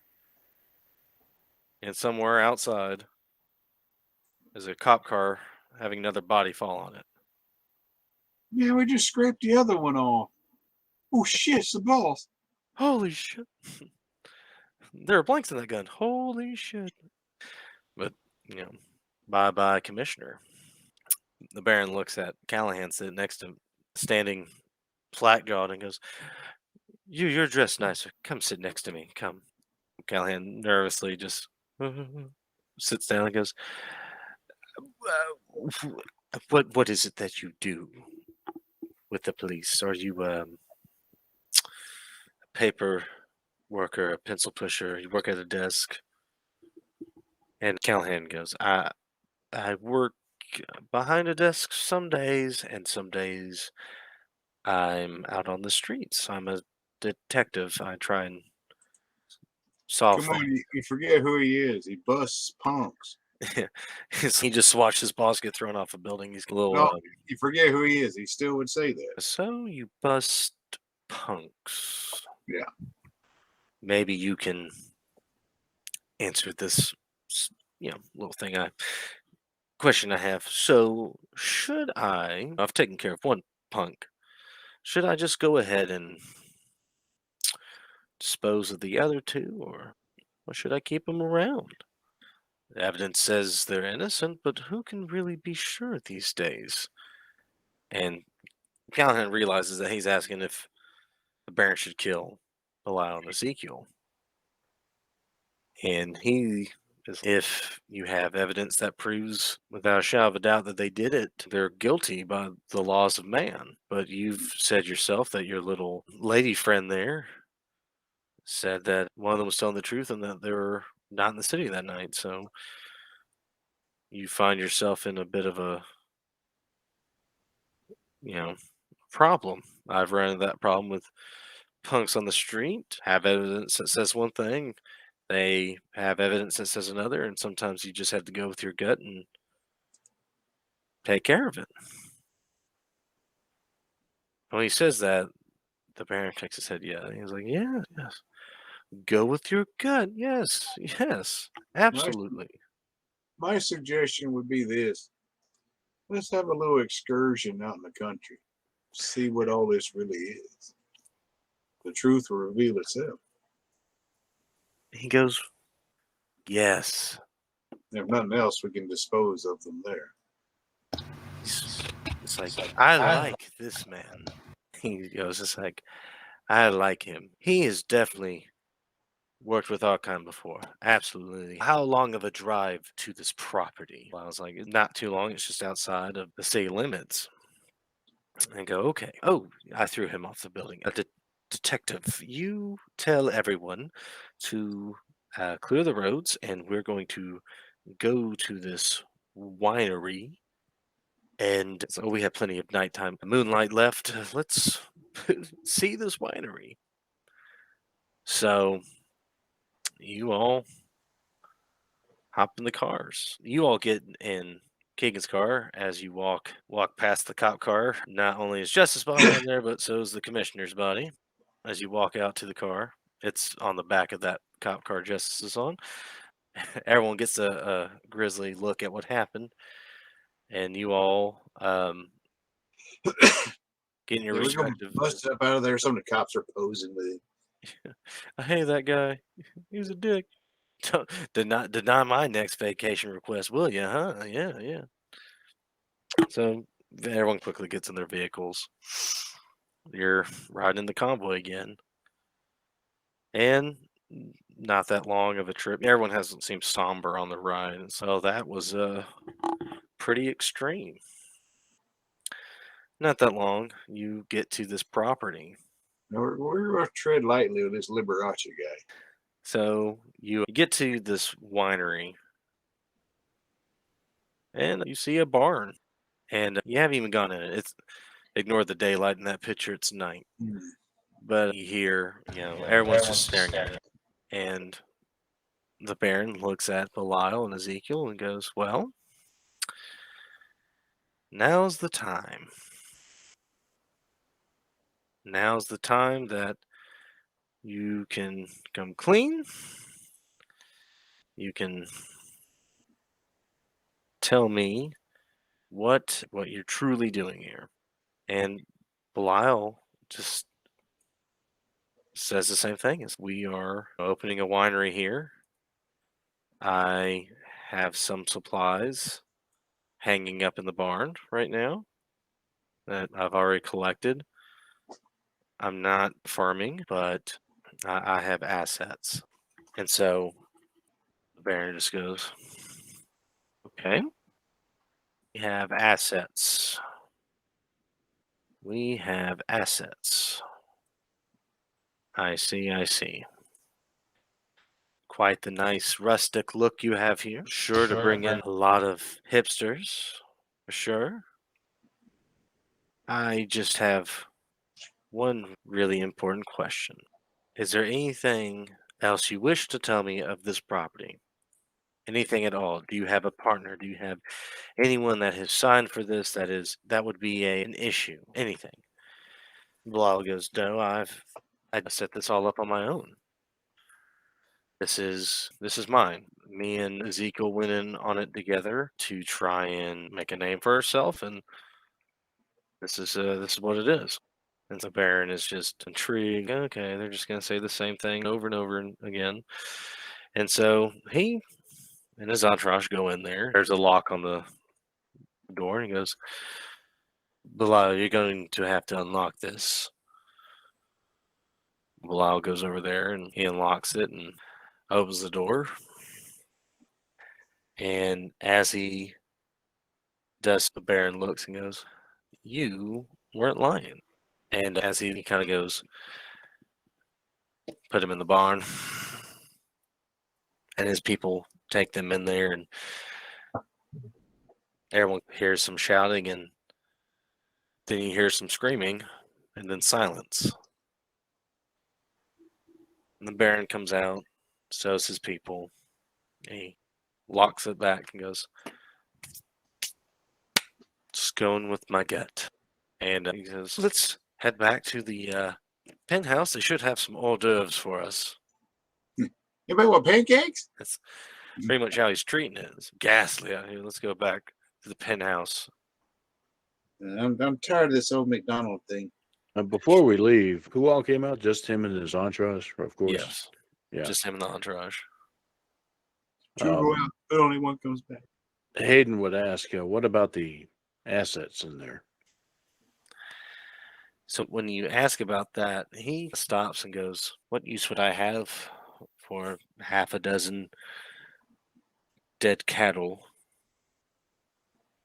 and some blood on ice? Now, it takes you a minute to try and realize what he's talking about. He's talking about cattle. And there's no grazing fields. Yeah, Martin knows it. We gathered what was going on here. We knew what Belial was doing. They're dead, though. That's the key. Yeah. Hayden would wait for everyone to clear the barn, and then he'd burn it down. Breathe on it. So that's what you do. And He does of have an course, amazing party trick. Mhm. he's great at parties, I swear. Everyone, it's almost as if the Baron's about to get back in the car when you just sit there and it catches on fire, and you just see this look of amazement spread on his face. Do that again. It soon starts as small, gets bigger and bigger. Eventually, Okay.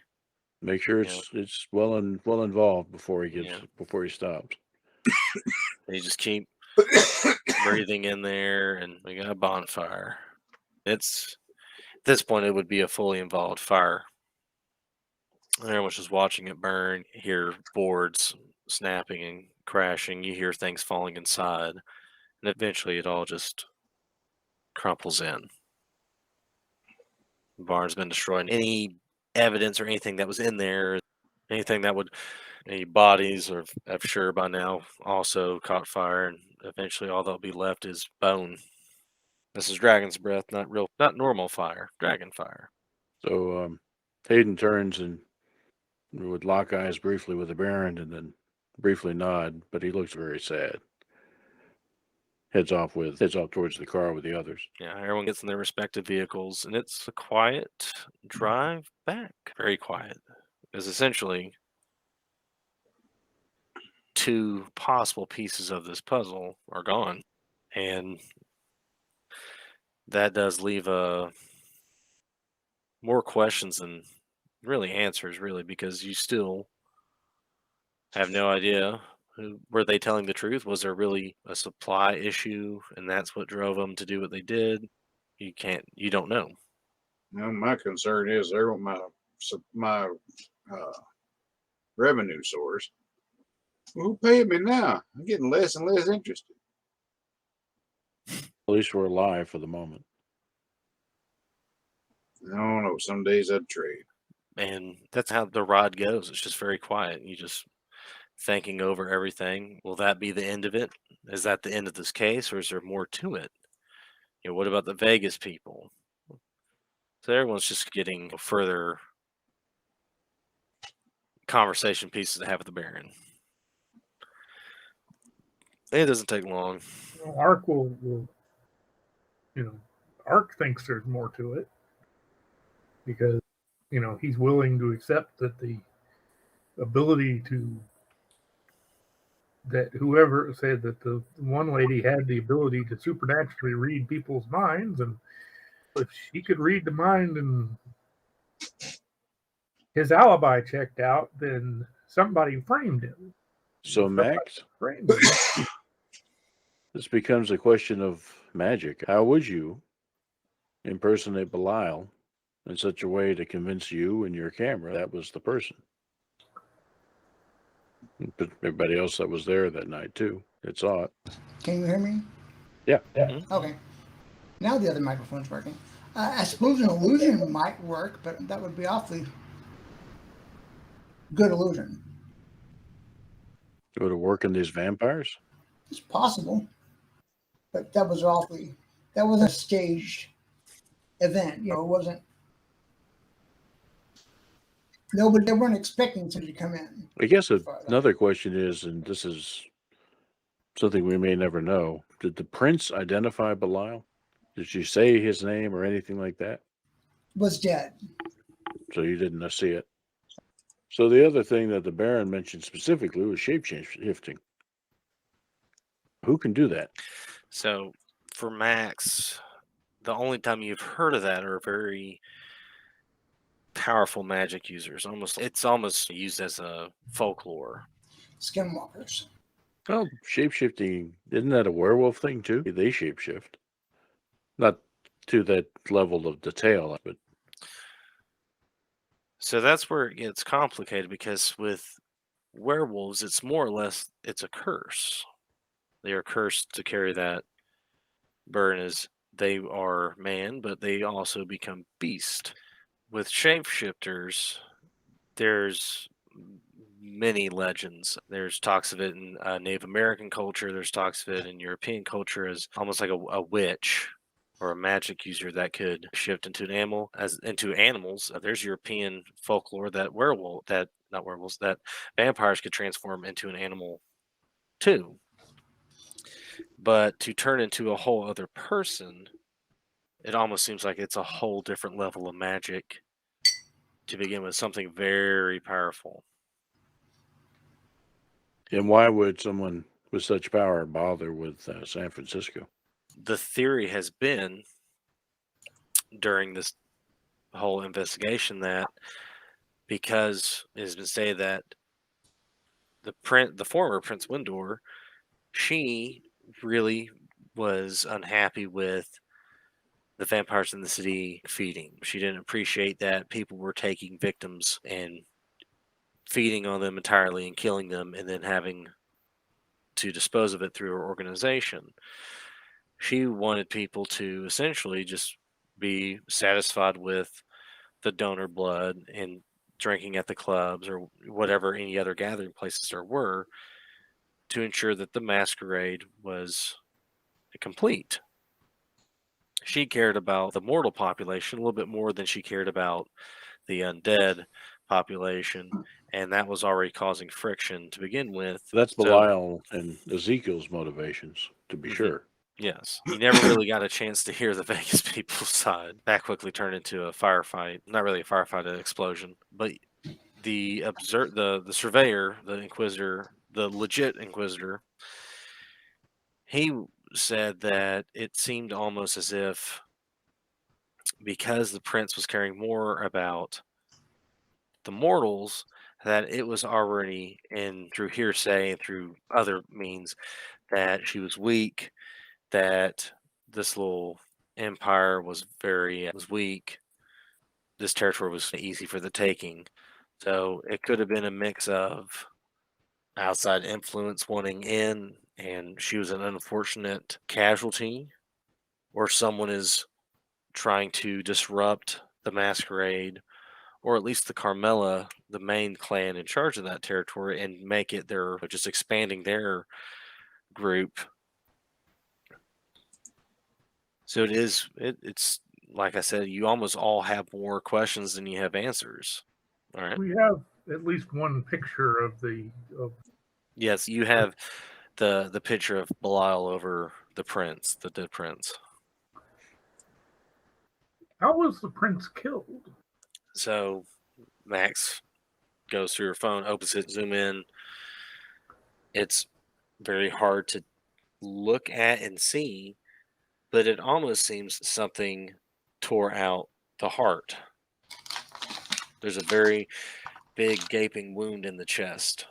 Now, Keegan would know from past experience that there's more than just the old stories of how to kill a vampire. Silver's great. The sun is perfect. Destroying the heart can do it. Kill it with fire. Decapitation with the right equipment and the right situation can kill vampires, but not all vampires are the same. Some can be decapitated and grab their head and run off. Some can regenerate lost limbs. Some can survive being out in the sunlight. Some can walk among you. That's very rare. They're weakened in that state. It's almost like they're drunk, but they can walk amongst mortals. Some are capable of coming back from a very gruesome injury. Very rare once again, but it is possible.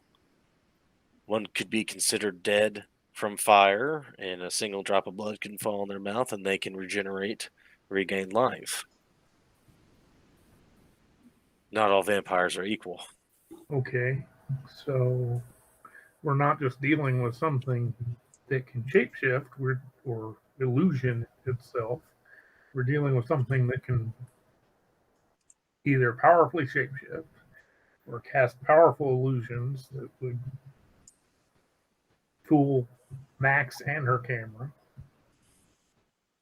and can rip the heart out of a vampire. Well, we never really got a good look at the corpus delicti. Was it ripped out? Was it shot out? Now you can't really tell because you just have the picture, and Max found them, the situation in the midst of what was going on outside the building. We just been running wild since, so we don't know what happened to the body of the prince. What typically happens in those cases? Most often than not, it's disposed of. So most vampires have kind of a bureaucracy within, because you have to constantly make fake death certificates and fake birth certificates. So most of the vampires constantly go under a fake name throughout their lives in modern society because, it makes things difficult if you're just Shamish McTavish, whatever their original birth names. Belial and Ezekiel, that may be their birth names, but they may be going under a different name altogether in current times. Same with the prince. She is running the organization behind the scenes, but in the public eye, she could have been known as whoever, running a multi-million-dollar business slash philanthropy for the children's. You don't know without being part of that bureaucracy. But they would have, when she died, they would have made a certificate for that identity she was. They'd have to lie and make a fake report, like for the injury she sustained. So it all checks out. And The bottom line for us is that there's no realistic way at this point to examine what's left. Exactly. Yeah. Because they would have cremated her. That means that there were others that saw the condition she was in, and they would be able to report on it. Other vampires, maybe that fellow that handles things, the chop shop guy, So, but whoever. It might be worth talking to them to get a better idea of what that wound was like, because I think Max is on to something. The wound might be key to the identity of the killer.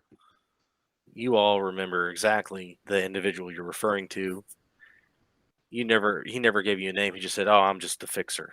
I'm just the Mhm. disposer." Do you decide to go see him immediately, or I think, are we expected back at the Palace Hotel? you're behind the convoy? They wouldn't really notice if you made a detour. Yeah, I'd look over at Keegan. I think we should. All right. Ark is onto something. Yeah, Okay. I'm getting my names all mixed up tonight. So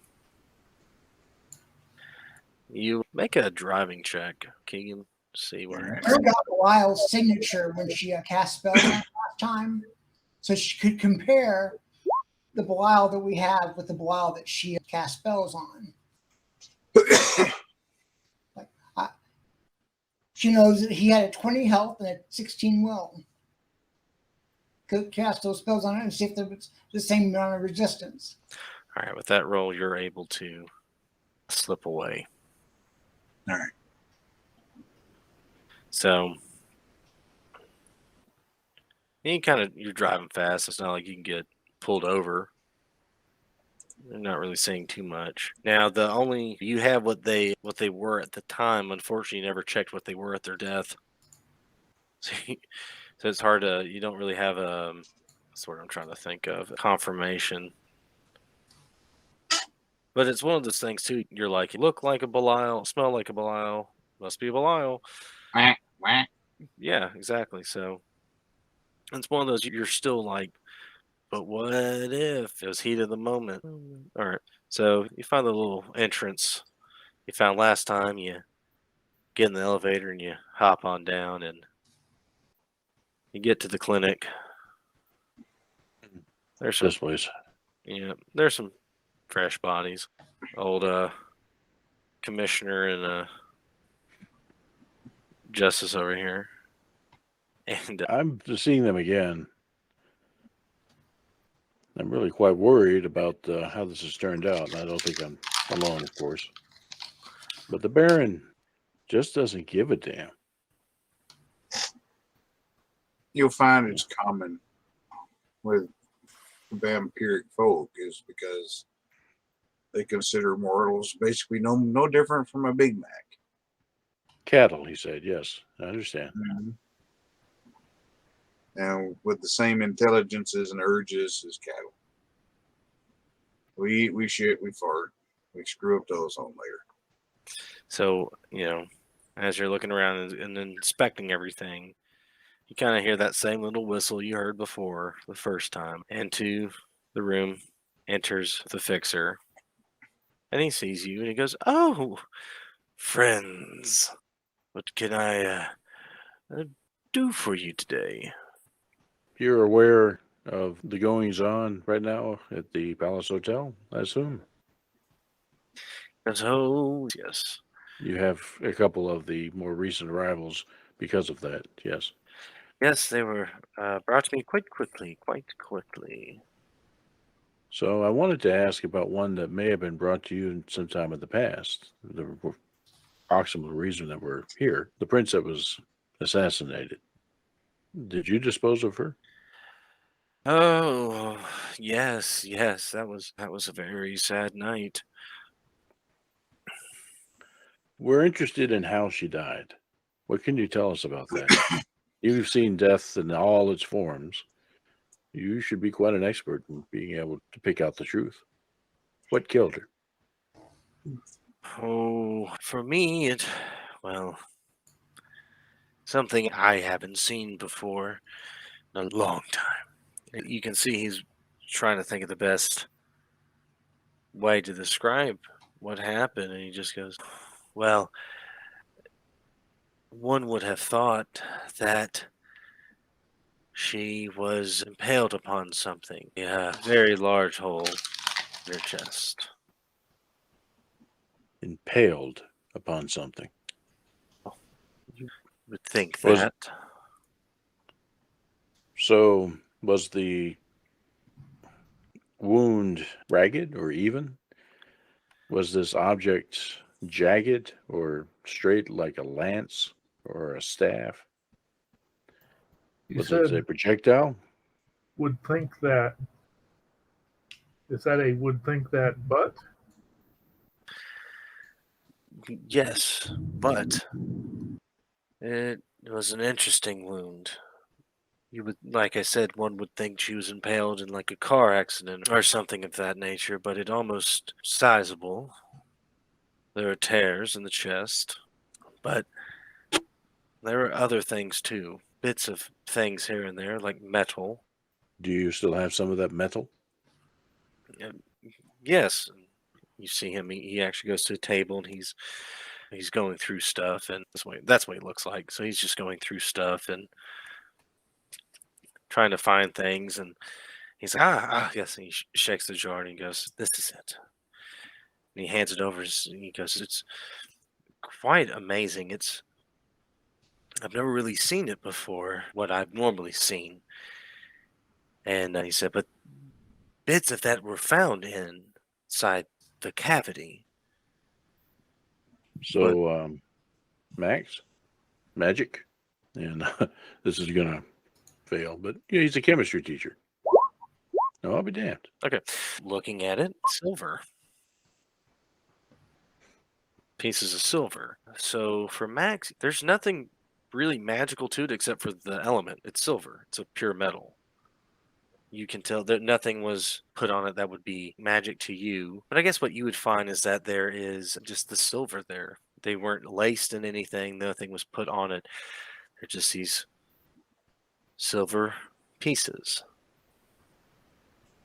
Okay, so something silver. Something silver. Can a vampire even hold silver, or is this back to the different sorts of vampires thing? So when it comes to vampires, normally the all-round inclusive thing is silver. It's a pure metal. That's always harmed a vampire. Well, So let's see your picture again there, Max, and then we'll show it to the fixer too, so he can see the scene. he sees that and he goes, "Oh, it's just so hard to look at."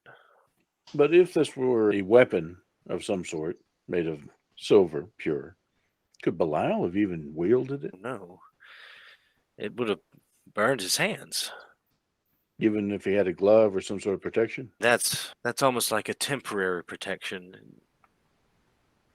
Holding it, wearing gloves, and if it was wrapped in something, yes, it wouldn't burn immediately, but eventually, the longer exposure to it, it would be hard to wield. But the other thing too, the greatest risk is with a bladed weapon. You always risk injuring yourself upon it. So, another bit of evidence that I used here. Bits of silver. Now, if this were a forged pure weapon, you wouldn't have bits of silver necessarily in there. How big are these bits of silver? So it's almost like the length of a toothpick, Mhm. but just a little bit wider. But they're solid. It almost looks like that, like a toothpick. So, shotgun? That's really that and 40 millimeter rounds are the only things that have ever really held flechette. 40 millimeter rounds. Oh boy. And they used to make shotgun rounds, flechette rounds, Yeah. and it's a sizable hole. So there was power behind the impact. Something shredded. All right. How about in your picture? Do we have any view of what's behind the prints on the floor and the wall? Any indication of a blow through? So in the picture, the prince is already on the ground. The implication is that the prince and Belial are in the same picture. He was knelt over her when he was caught. So you can't really tell, is there a hole in the back? Is it just the front? All right. I think we've established then shotgun silver rounds, flechettes, and that's what tore out the heart and shredded it, more than like. So that said, who would be able to wield such a thing? Who would know that's an effective weapon? Who would be able to make that weapon? Don't say Mike. And APB for Valhemsing. Valhelsing. yeah, and who'd be able to walk into Vampire Central and shoot the prince with nobody raising an eyebrow? So when you say that, the fixer, he just kind of goes, a lot of people could wield silver, especially if it was loaded into a weapon like a firearm. Even a vampire could do that. But once again, we don't have a need to do that. We can do it in other ways. Oh yeah, Give them poison blood or weakened. You could kill them with a normal weapon. They lose all regenerative powers. Knock them out, leave them in direct sunlight. but this is a case where whoever it was didn't have much time. They needed to make it a one-shot kill. It could still be premeditated. Mm-hmm. And he goes, it's really who could get a silver and ammunition. That's a rare thing. Only certain groups have access to that. I think we know who to talk to track that down then. He goes, well, sorry I couldn't be much help to you, but You were a great help. Maybe take a few of these little flechette things. he just says keep them. I have no use for them. So, Keegan and crew, I think we need to talk to Mike. He probably has a lead on how these were made and who has them, if he Yeah, didn't make them very good. himself. He's probably got a clue because people are always asking him for everything. That's right. Once again, you start driving, and eventually you pull up to the bookstore, and Mike's car's there. Goes in. Mike's there with his wares. Hey, Mike, you got a project for you. And And he's excited when you hear that. When he goes, "Oh yes, yeah. What is it? What is it?" so lay out the flechettes and say, that killed a vampire prince. Not Yes. those, but a whole bunch of them. So, ooh. He kind of undoes the cask. He makes room on the table and he just pours it out. And he's okay. Let's see here. He starts counting them. How many of the pieces there are? He goes, okay. He starts dividing them up. Okay. Well, no. Puts them all back together. Starts dividing them out more again. He's just trying to calculate all the primes. He puts them all back together. And he goes, interesting. Okay. And you see, he starts looking through his boxes of stuff and everything, and he comes back, and you see him take something, inspect it, shakes it. Okay. He comes back, goes back. You see, he really digs. And he grabs something, and he shakes it, and he shakes it one more time. He goes, yes. Puts it back down. Comes over. Okay. He puts them all together. It's a good sizable pile of them. And he goes, okay, I think I know what they used. So it's nothing big. There's only really two things to be in the bigger version. There'd be a lot more and a lot more damage all over the place. It's a really big cone of effect. This was from 2 rounds of about 12 gauge, 12 gauge flechette. He said, it's killed a vampire, huh? Not just a vampire prince. Oh, ooh. And he goes, so he's actually picking up one of the flechettes. He's ding ding, licks it, sniffs it. Okay. What's this made out of? Silver. Silver. To the best of my ability to test, yeah. Ooh. Ooh. Ooh. Okay. Ooh, that's not good. All right. Funny fact. I know how to make silver ammunition. Yeah, you have for us, actually. Yes, I have. I have not made you any flechettes. I have made flechette in the past. Normally, that's a made to order, mainly because if they're going to use a shotgun, you might as well use a slug. That's interesting. They use flechettes. Shredded the heart. Yeah, it did. Interesting.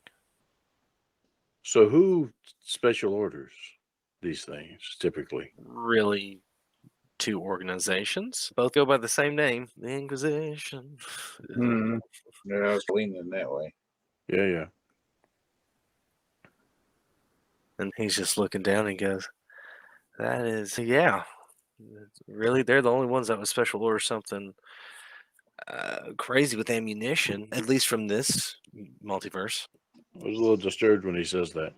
Here's the thing about the Inquisition. I know that thought was probably playing in all of our heads. He takes out the Bible that he took from the guy the other day, puts it on the table. These guys weren't organized enough to pull this off. So you said there are two Inquisitions? He actually reaches for that and he looks at it, sniffs There's it, looks one. at There's one's the Inquisition of the humankind, and there's another one that's the Inquisition of the Camarilla. So he So holds it. you mean the Yes. Baron is part of that Inquisition? The organization's known as the Camarilla. Okay. They have their own inquisitors, Mhm. and So nobody wants one of those. They kill everybody. So he, looking at the Bible, oh, yes, King James Version, extra large print. That's why it's so thick. it You know, hurts too. he I opens it still have up. an indentation. He opens it up. There's like 10 words. That's how big the words are. So, oh, Yeah. God bless. Drops it, big bang on the table. Oh, it's an illustrated Bible. Dud. Children's Adventure Bible. I was like, who was carrying that? But the little pop-ups, yeah, yeah. Well, anyway, the point though is that these folks, they were rather disorganized. They were quite, This is squirt you with water. yeah. Mm. So, other Inquisition, huh? Actually, before we go there, this group, represented by Giant King James here, are there factions within them? Are there folks that are more organized? Yeah, you've got these guys who seem like they were Southern Baptists, and you also had the Vatican, which they're making a little more serious batch. Special Forces Inquisition, shall we say? Right. Okay. These are more If like they have this capability, why not do it everywhere? If they can just walk in and limited numbers. All of a And sudden, then- you hear a voice at the table. So, because we try and keep as little collateral damage as we can. no, that would be our version of the Watcher. If you've been watching What If, More like from Highlander. join the discussion, and we'll show him what we've discovered. If he didn't already know, Oh yeah, I got some of these in my pocket. yeah, I bet. He's been standing there for a while. He goes, the Radical Inquisition is a bit like the Spanish Inquisition, but on meth. They want to cleanse everything, but they see the vampires and the werewolves and anything pagan as a priority before they can continue on with everything else. And he looks at the Bible and goes, they say order comes through chaos, and they definitely live by that. But would they be capable of this? The guy that we've been dealing with was certainly not. He shakes his head like, no. They make a show of it.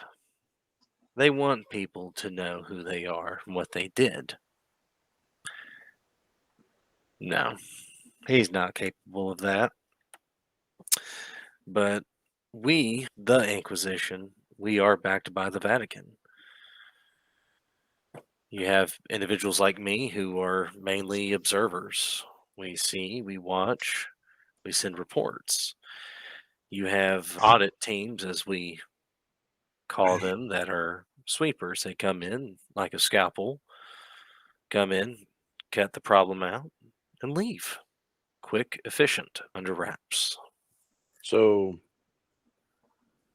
you, in defense of your organization, are saying that there's no way you would have done this given the chaos it has caused or would have caused, No. even if you had the capability. How we've done plenty of assassinations, but only during times that we thought there would be no fallout. I So think that leaves the other Inquisition, the Vampires Inquisition. he goes, possibly, but they're like the audit teams we have. It's more or less under wraps. They do it, ensure there's no witnesses, and nothing can come back on them. Then again, you've met someone quite like that. He kind of looks around at the table and goes, "There." It's like you have audit teams, you have surveyors, and then you have the oh shit teams within the Vatican. Essentially, you have priests that are trained to be, as like Keegan here said, special forces. They carry blessed weapons, they carry silver, they carry everything on them that they would need for any threat, swords included. He looks at the Bible and says, they even carry Bibles, but not that thick. You just need the Psalms and New Testament. He goes, but they carry specialized weaponry, mainly rifles, pistols, maybe a close quarters weapon. If there's one active in this area, I have no idea. And I've been in contact with the Vatican, at least with my contacts, to keep any audit teams out. If you're talking about the Carmilla, it's the same thing, if not a bit more bloody. Because they'll just sweep the whole building and kill anyone inside that ever saw the individual to begin with. Sometimes it's about sending a message with them. Sometimes it's a rogue member of them that could be acting on their own, and unfortunately, people and other individuals get caught in the crossfire or take the blame. Yeah, but that takes us back to the other part of that assassination, the fact that it looked like Belial. And he kind of scratches his, stubble, and he goes, "Well, maybe Belial was there. Maybe he was there, not in the sense of how we think it, as in he did it, but he could have been there and found the prince's body after the fact. Was he ever interrogated Oh yeah, thoroughly? Asking questions of the individual can only answer so many." I think he wasn't interrogated as thoroughly as Max here or Ezekiel. No, he didn't have the what's her name, Zola. Gorgonzola. Yeah. He didn't have the Gorgonzola treatment that we. He nods his head and goes, "So he could have been there, saw what happened." And he just goes, "But it is what it is now." Mm-hmm. Still doesn't answer who did it. And he notices the flechettes, and he just rolls his finger on one and just goes, "That's interesting. That is interesting." And he just goes, I only heard of the incident that happened that night and the firefight that happened, but," and he just ponders that and he goes, "I'm going to go look at something real quick." And you see him go outside, and as he leaves the door, you hear a kind of like a car pull up. You don't really think much about it. I don't know if any of you go, "Hey, wait a minute." I know we're all pretty jumpy right now. Hmm. You hear a car pull up. You hear a gunshot go off. Now I think about my hot dog, dude. Teleport to him. So you see him in the street. He is he's prone. He's not dead. He's hurt. He's writhing on the ground. I'll put that little icon next to him. And he's crawling. He's crawling away. And this individual kind of puts their pistol up, and you look to see, check on your hot dog guy, and he's actually hiding behind the stand a bit. seeing what's happening. And the person doesn't say anything, but you see them heft something very heavy onto their shoulders. Shaw would immediately recognize what that is when he does it. But So this is a window, right? we've been using that as like the door. Oh, I thought, okay. All right. Max was going to teleport out there. So hopefully Max is not in the way. Depends on where she teleported. So put yourself somewhere not on that line, Max. If she's just teleporting to the street, that's one thing. If she was teleporting all this is away to, oh my God. Was teleporting to him. Okay. All right. So the fire breath in its long range mode is a straight line 100 feet long. Okay. So yeah, see that guy begin to heft that and then no. Breathe through the door. And yeah, we're going to try to do something to stop that. Okay. I hope. So, all right. Okay. So, Way to go once. you hear the person just go, screams out. Okay. So, as you come out, you do that. The person screaming on fire. Where's my thing in my bob? Where's my fire? I must have my animated fire. You got your fire on hotkey, right? I almost need it on a hotkey. Yeah, he breathed again. Something's burning. Yeah. So they're on fire. So essentially, everyone that looked from the doorway, a very, long spout of flame comes flying out. It just travels down and hits that guy, and he is now on fire. And he's screaming. He's screaming. You look past him, and oh crap, there's more of these guys coming from the boy. truck that just pulled up, and we can pause it there, or we can roll initiative and continue. It looks like that's going to be a big fight. So we can do a cliffhanger. We can do I'd say that's a good cliffhanger. Yeah, I'm fading. All right. That's what I was figuring. I was looking at the clock. Yeah. So we're going to get a handle on who our other party might be. Mhm.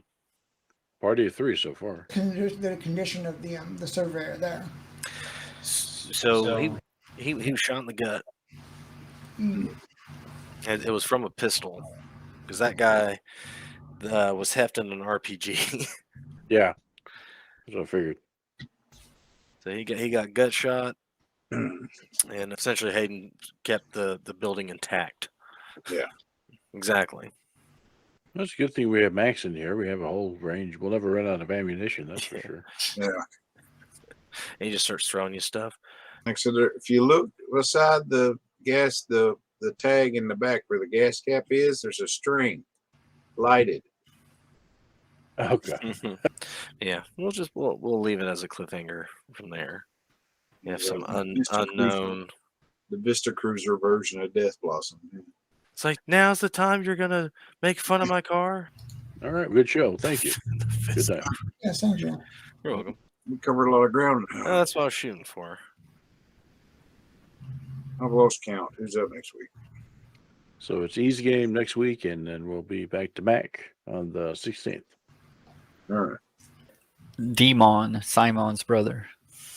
Yeah, I gotta stop making vampire characters. I'm running out of pictures from the movie The Boys. Yeah, I noticed that. So I gotta make different people. And the underworld stuff.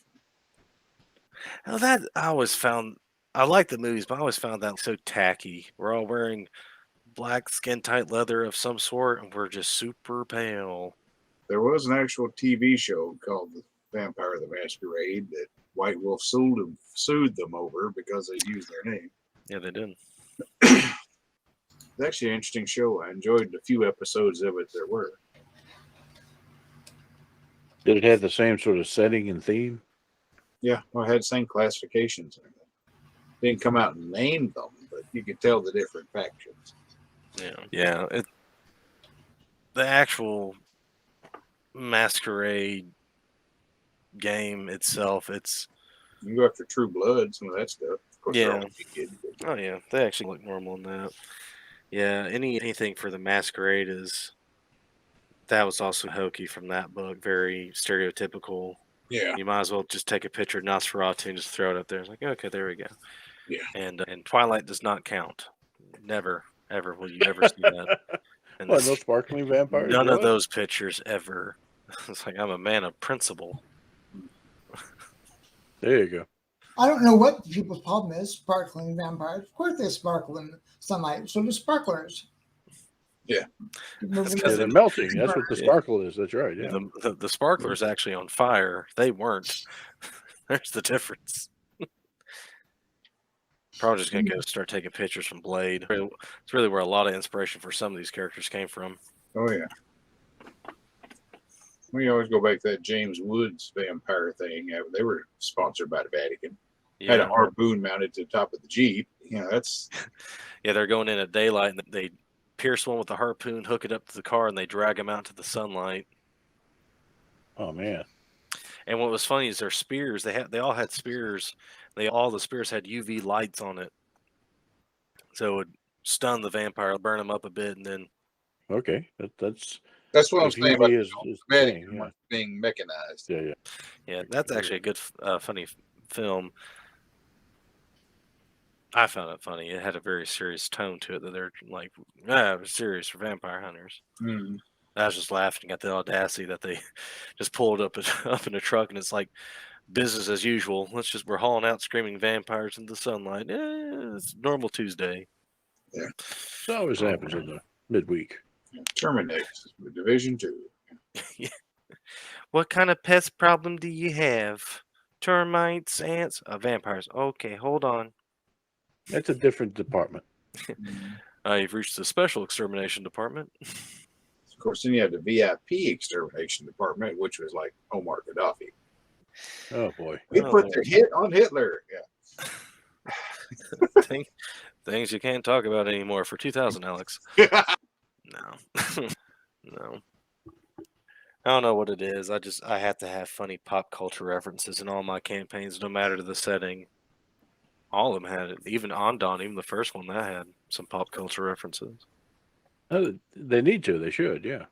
Oh, none of us caught Matt's Easter eggs about the two worlds, Tuan and Auditor.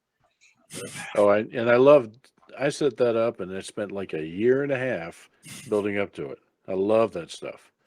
How about oh God, there was a big reveal in the Trek game that took 5 years to get to. Yeah. I can't remember exactly which one it was, but yeah, it was one of those when it finally came out, it was like, Yeah. But But that's right. Love that I had to stuff. pull out two Romulan vessels off the top of my head. One was the Ekis and the other one was Igriega. It was X and Y. But damn it. we had, another one. We had to come up with a captain off the cuff. His name was Andy Nameless. He was Ensign Nameless's, father. Yeah. That's where Ensign From Ricky the- came from. From the infamous Nameless clan. That's right. Of course, we've had Ensign Ricky forever. Yeah. Yeah. Had that hazard team that was, their names were Arth, Wind, Far, and Waters. And the four winds was the Northampton, the USS Easton, the Westchester, and the Southleby. The four winds. When all four of those were in port, there was a party. Or a war, one or the other. Well, it's the same thing. It was a big poker game. There you go. And the Admiral of Starfleet had to show up to break it up one time. That's when you know it's a good time. You folks should get back to deal, man. Yeah. That's what happened. But yeah. I've only seen senior leadership piss drunk once. Just once. Well, that was a Nebula project. Jack had to go rescue that. Remember that? The Nebula project was almost a failure, and that's canon. And they took Jack out of retirement to take over the project to get it back under control. He was captain of the design leader of everything with the underslung to sell like that. The Doritos would have been one of his. I guess our point is that we strongly approve of your use of references. So yes, it's all good. I like it that. Easter eggs are great. Oh, it's also, I like it because that's how I make it mine. That and it's fun that we're cross-referencing our games. Oh yeah. I still like that. I still think it's funny. It's a multiverse. We had to pull Hydra in on the last one. Yeah, it just depends on how you look at it. It's just more source material we can rob. As long as you give credit where credit's due. It just means I'll never get published. I'm using Star Furies and Star Trek. It has Star in it. Yeah. Of course, they're using Vipers in Star Wars, so. It seemed like a good idea at the time. Well, it Oh, looks like using the whole Battlestar in Star Wars. that came much later, but like I said, the Vipers look like X-Wing parts. We could get away with it. Yeah. You just put the wings on the wrong thing and cut them off. It's funny that with stub wings, it was actually more maneuverable. But, you know, It's space. Yeah, space opera in the case of Star Wars. Yeah, we can make it look like what we want and say it does what we want, and physics be damned. Oh yeah, always. You can't really make an entertaining, realistic space opera. Like realistic. You can get close, but I think the only one I've seen that is trying to be as realistic as they can is The Expanse. Yeah, they do a good job. I really do enjoy that. Traveler stuff's actually been, Matt's been running. It's very sciencey and very accurate. Exactly. I was learning today they're doing a live action Cowboy Bebop. Yes, they are. Seriously? Yes, they Mhm. are. And now Netflix is who's producing it, so they haven't had the greatest track record of making a live action adaptation of a beloved animated anything. But John Cho, the new Sulu, Yeah, he's Spike. there may be some hope to it because he can act. Yes, he can. It's just will the story let him. Yeah, I'm excited for it. I love Cowboy Bebop. It's one of those things with their track record. I know Netflix is hit or miss with some of these adaptations or retelling of a story where they're like, okay, we got the source material and everything. Let's Daredevil. actually, let's be honorable of what came before and do good. And then there's some that's just fuck it. So what was the and E could probably help me recall this, the Robotech versus Macross and Robotech. What was the production company that turned Macross into Robotech? Trying to remember that. That's Harmony Gold, wasn't it? May have been Harmony Gold. Well, But they anyway, it was, I don't know if they really butchered it is the idea. Those 3 different shows, they hacksaw it into one. Yeah, totally different stories, and it just but And then, It- and you then know, like still- a couple of yeah. movies that made no sense. yeah, I think you're right. I think it was Harmony Gold, and I think he's probably taking a nap I picked a because good he was time to end it. he was a real evangelist when it comes to Robotech and Macross. That would get his ire up. I guess honestly, I actually enjoyed both shows, but I remember the other day, I think me and Thomas started Star Wars in study hall. I can't remember. I had to be 86. But what did we do before that? Because that's really when me and you started playing. But y'all were playing something before then? no, I think Robotech started after, because I remember Robotech in the era when I was delivering newspapers with the Tennessean, Okay. and that was in the '90s, early '90s. Okay. College, just scrapping by sort of thing. And I just remember that was on some of the first laser paper, and it was all slick, and all the toners come off all my paperwork. Yeah, I know what you mean. I was just trying to remember, how far back to date it. Once I get going, that new logo, I was going to put however many years, 35 years or whatever it is, under it for the I first. think '86 is a reasonable, start date for the gaming. because I do remember the Star Wars being first. Yeah. Okay. And about that time, we were doing Paranoia, if you remember that. Remember? I didn't get into that one. Eric Bloomberg. Yeah, that's probably one. We used to do Paranoia at lunch. Yeah. And that was the most ridiculous and funny game in the world. So yeah, That was too. just no one have your blaster handy, laser. Yeah. Trust no one, Mm. not even yourself. That's right. You know, report to termination chamber. You know, because you don't trust yourself. So, you know, the computer being as crazed and schizophrenic as it was, and there was actually an in-game legitimate reason for that. You know, it didn't start off that way. As programmers over time kept patching it for their own purposes, it got less and less stable. Now, I always thought the original plot from System Shock was a bit weak. Mm-hmm. 'Cause it just took some guy hacking into it, a supercomputer, to make it go mad. I think it would take a little bit longer than that, a little poking and a prodding.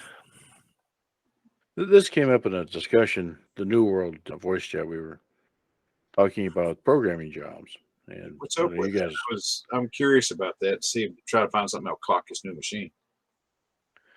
So, Google AI has a text-based, and by that you give it English sentence instructions. Write a paragraph describing the program you want it to write, and it writes it. Mm. And it does a damn good job of it too. And we're not talking simple stuff. It can do fairly complex things, and it's already being used as for the sort of filler code that you would have a team of programmers doing. You're assigning them little tasks in a big project, and they write that bit of code, test it, and push it into the repository and move on to the next. That's that sort of sweatshop stuff. Yeah, this thing can do it all day. We've joked in the past about AI taking over the world, you know, being able to write itself. It can. I actually saw it. Hmm. So, yeah, get ready, guys. Our robotic overlords are soon to appear. Every time Well- Channel 5 refers to Skynet, I start hiding up. It always starts with the same sentence too. Luckily, we installed this kill switch, but we'll never need it because we're in control. And right now, it's not so It did what now? sophisticated, but yeah, But in terms of writing code, the quality of the code, I saw some of its output, and it was great. It didn't have the same character of real life coders because, as I think I've told you, one of the joys of programming is the comments. People comment their code, and because more often than not, in most shops, management never actually sees the code; they just see the end result. The comments are colorful. I've gone into repositories, and there's this one guy that was down the hall that just cursed a storm in the comments. This bleeping variable and this goddamn process and this algorithm I spent hours working on. All that's in the comments. That's how we documented his code. And of course, it never comes out in the final product. All that gets stripped never down, but does. no one will ever see it in the repository except the other programmers. So it's wonderful to go through and read some of the comments. And occasionally you get somebody that doesn't document at all. And you're like, oh man, that's a lost opportunity. You could have really poked fun at yourself there. But because everybody else is gonna. That's the first rule of programming is when you take over a project, you blame the previous guy for all the problems. Yeah.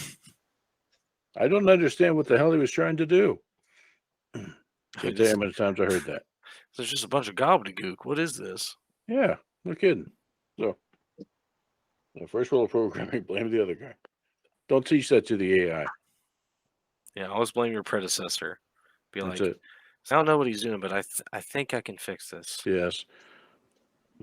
That's the programmer version of the Scotty effect. Multiply your repair estimates by a factor of 4. Hey, it worked for me flipping copies at Office Depot. Whatever I thought it would take, I did. I doubled it. There you go. Yeah, that's what I do.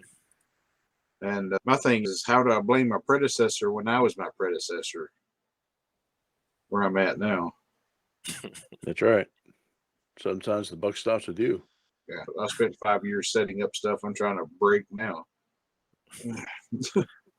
That was the old me. This is the new me. Yeah. And I think the new me can fix what the old me broke. See if I can't slide myself into the bed. Yeah. Krista's got to get up early. That's She's got 8 to 8 tomorrow. oh Lord. Well, at least she worked overnight last night. Been up all day, and hopefully she's in bed now. And in the morning, I'll take over projects for one. Yeah. So just be easy, and I guess I'll see you Monday. Yep. Figure out what we're gonna do, even Patron. All right, well, just be easy. We'll holler at you then. Yep. Sounds good, brother. All right.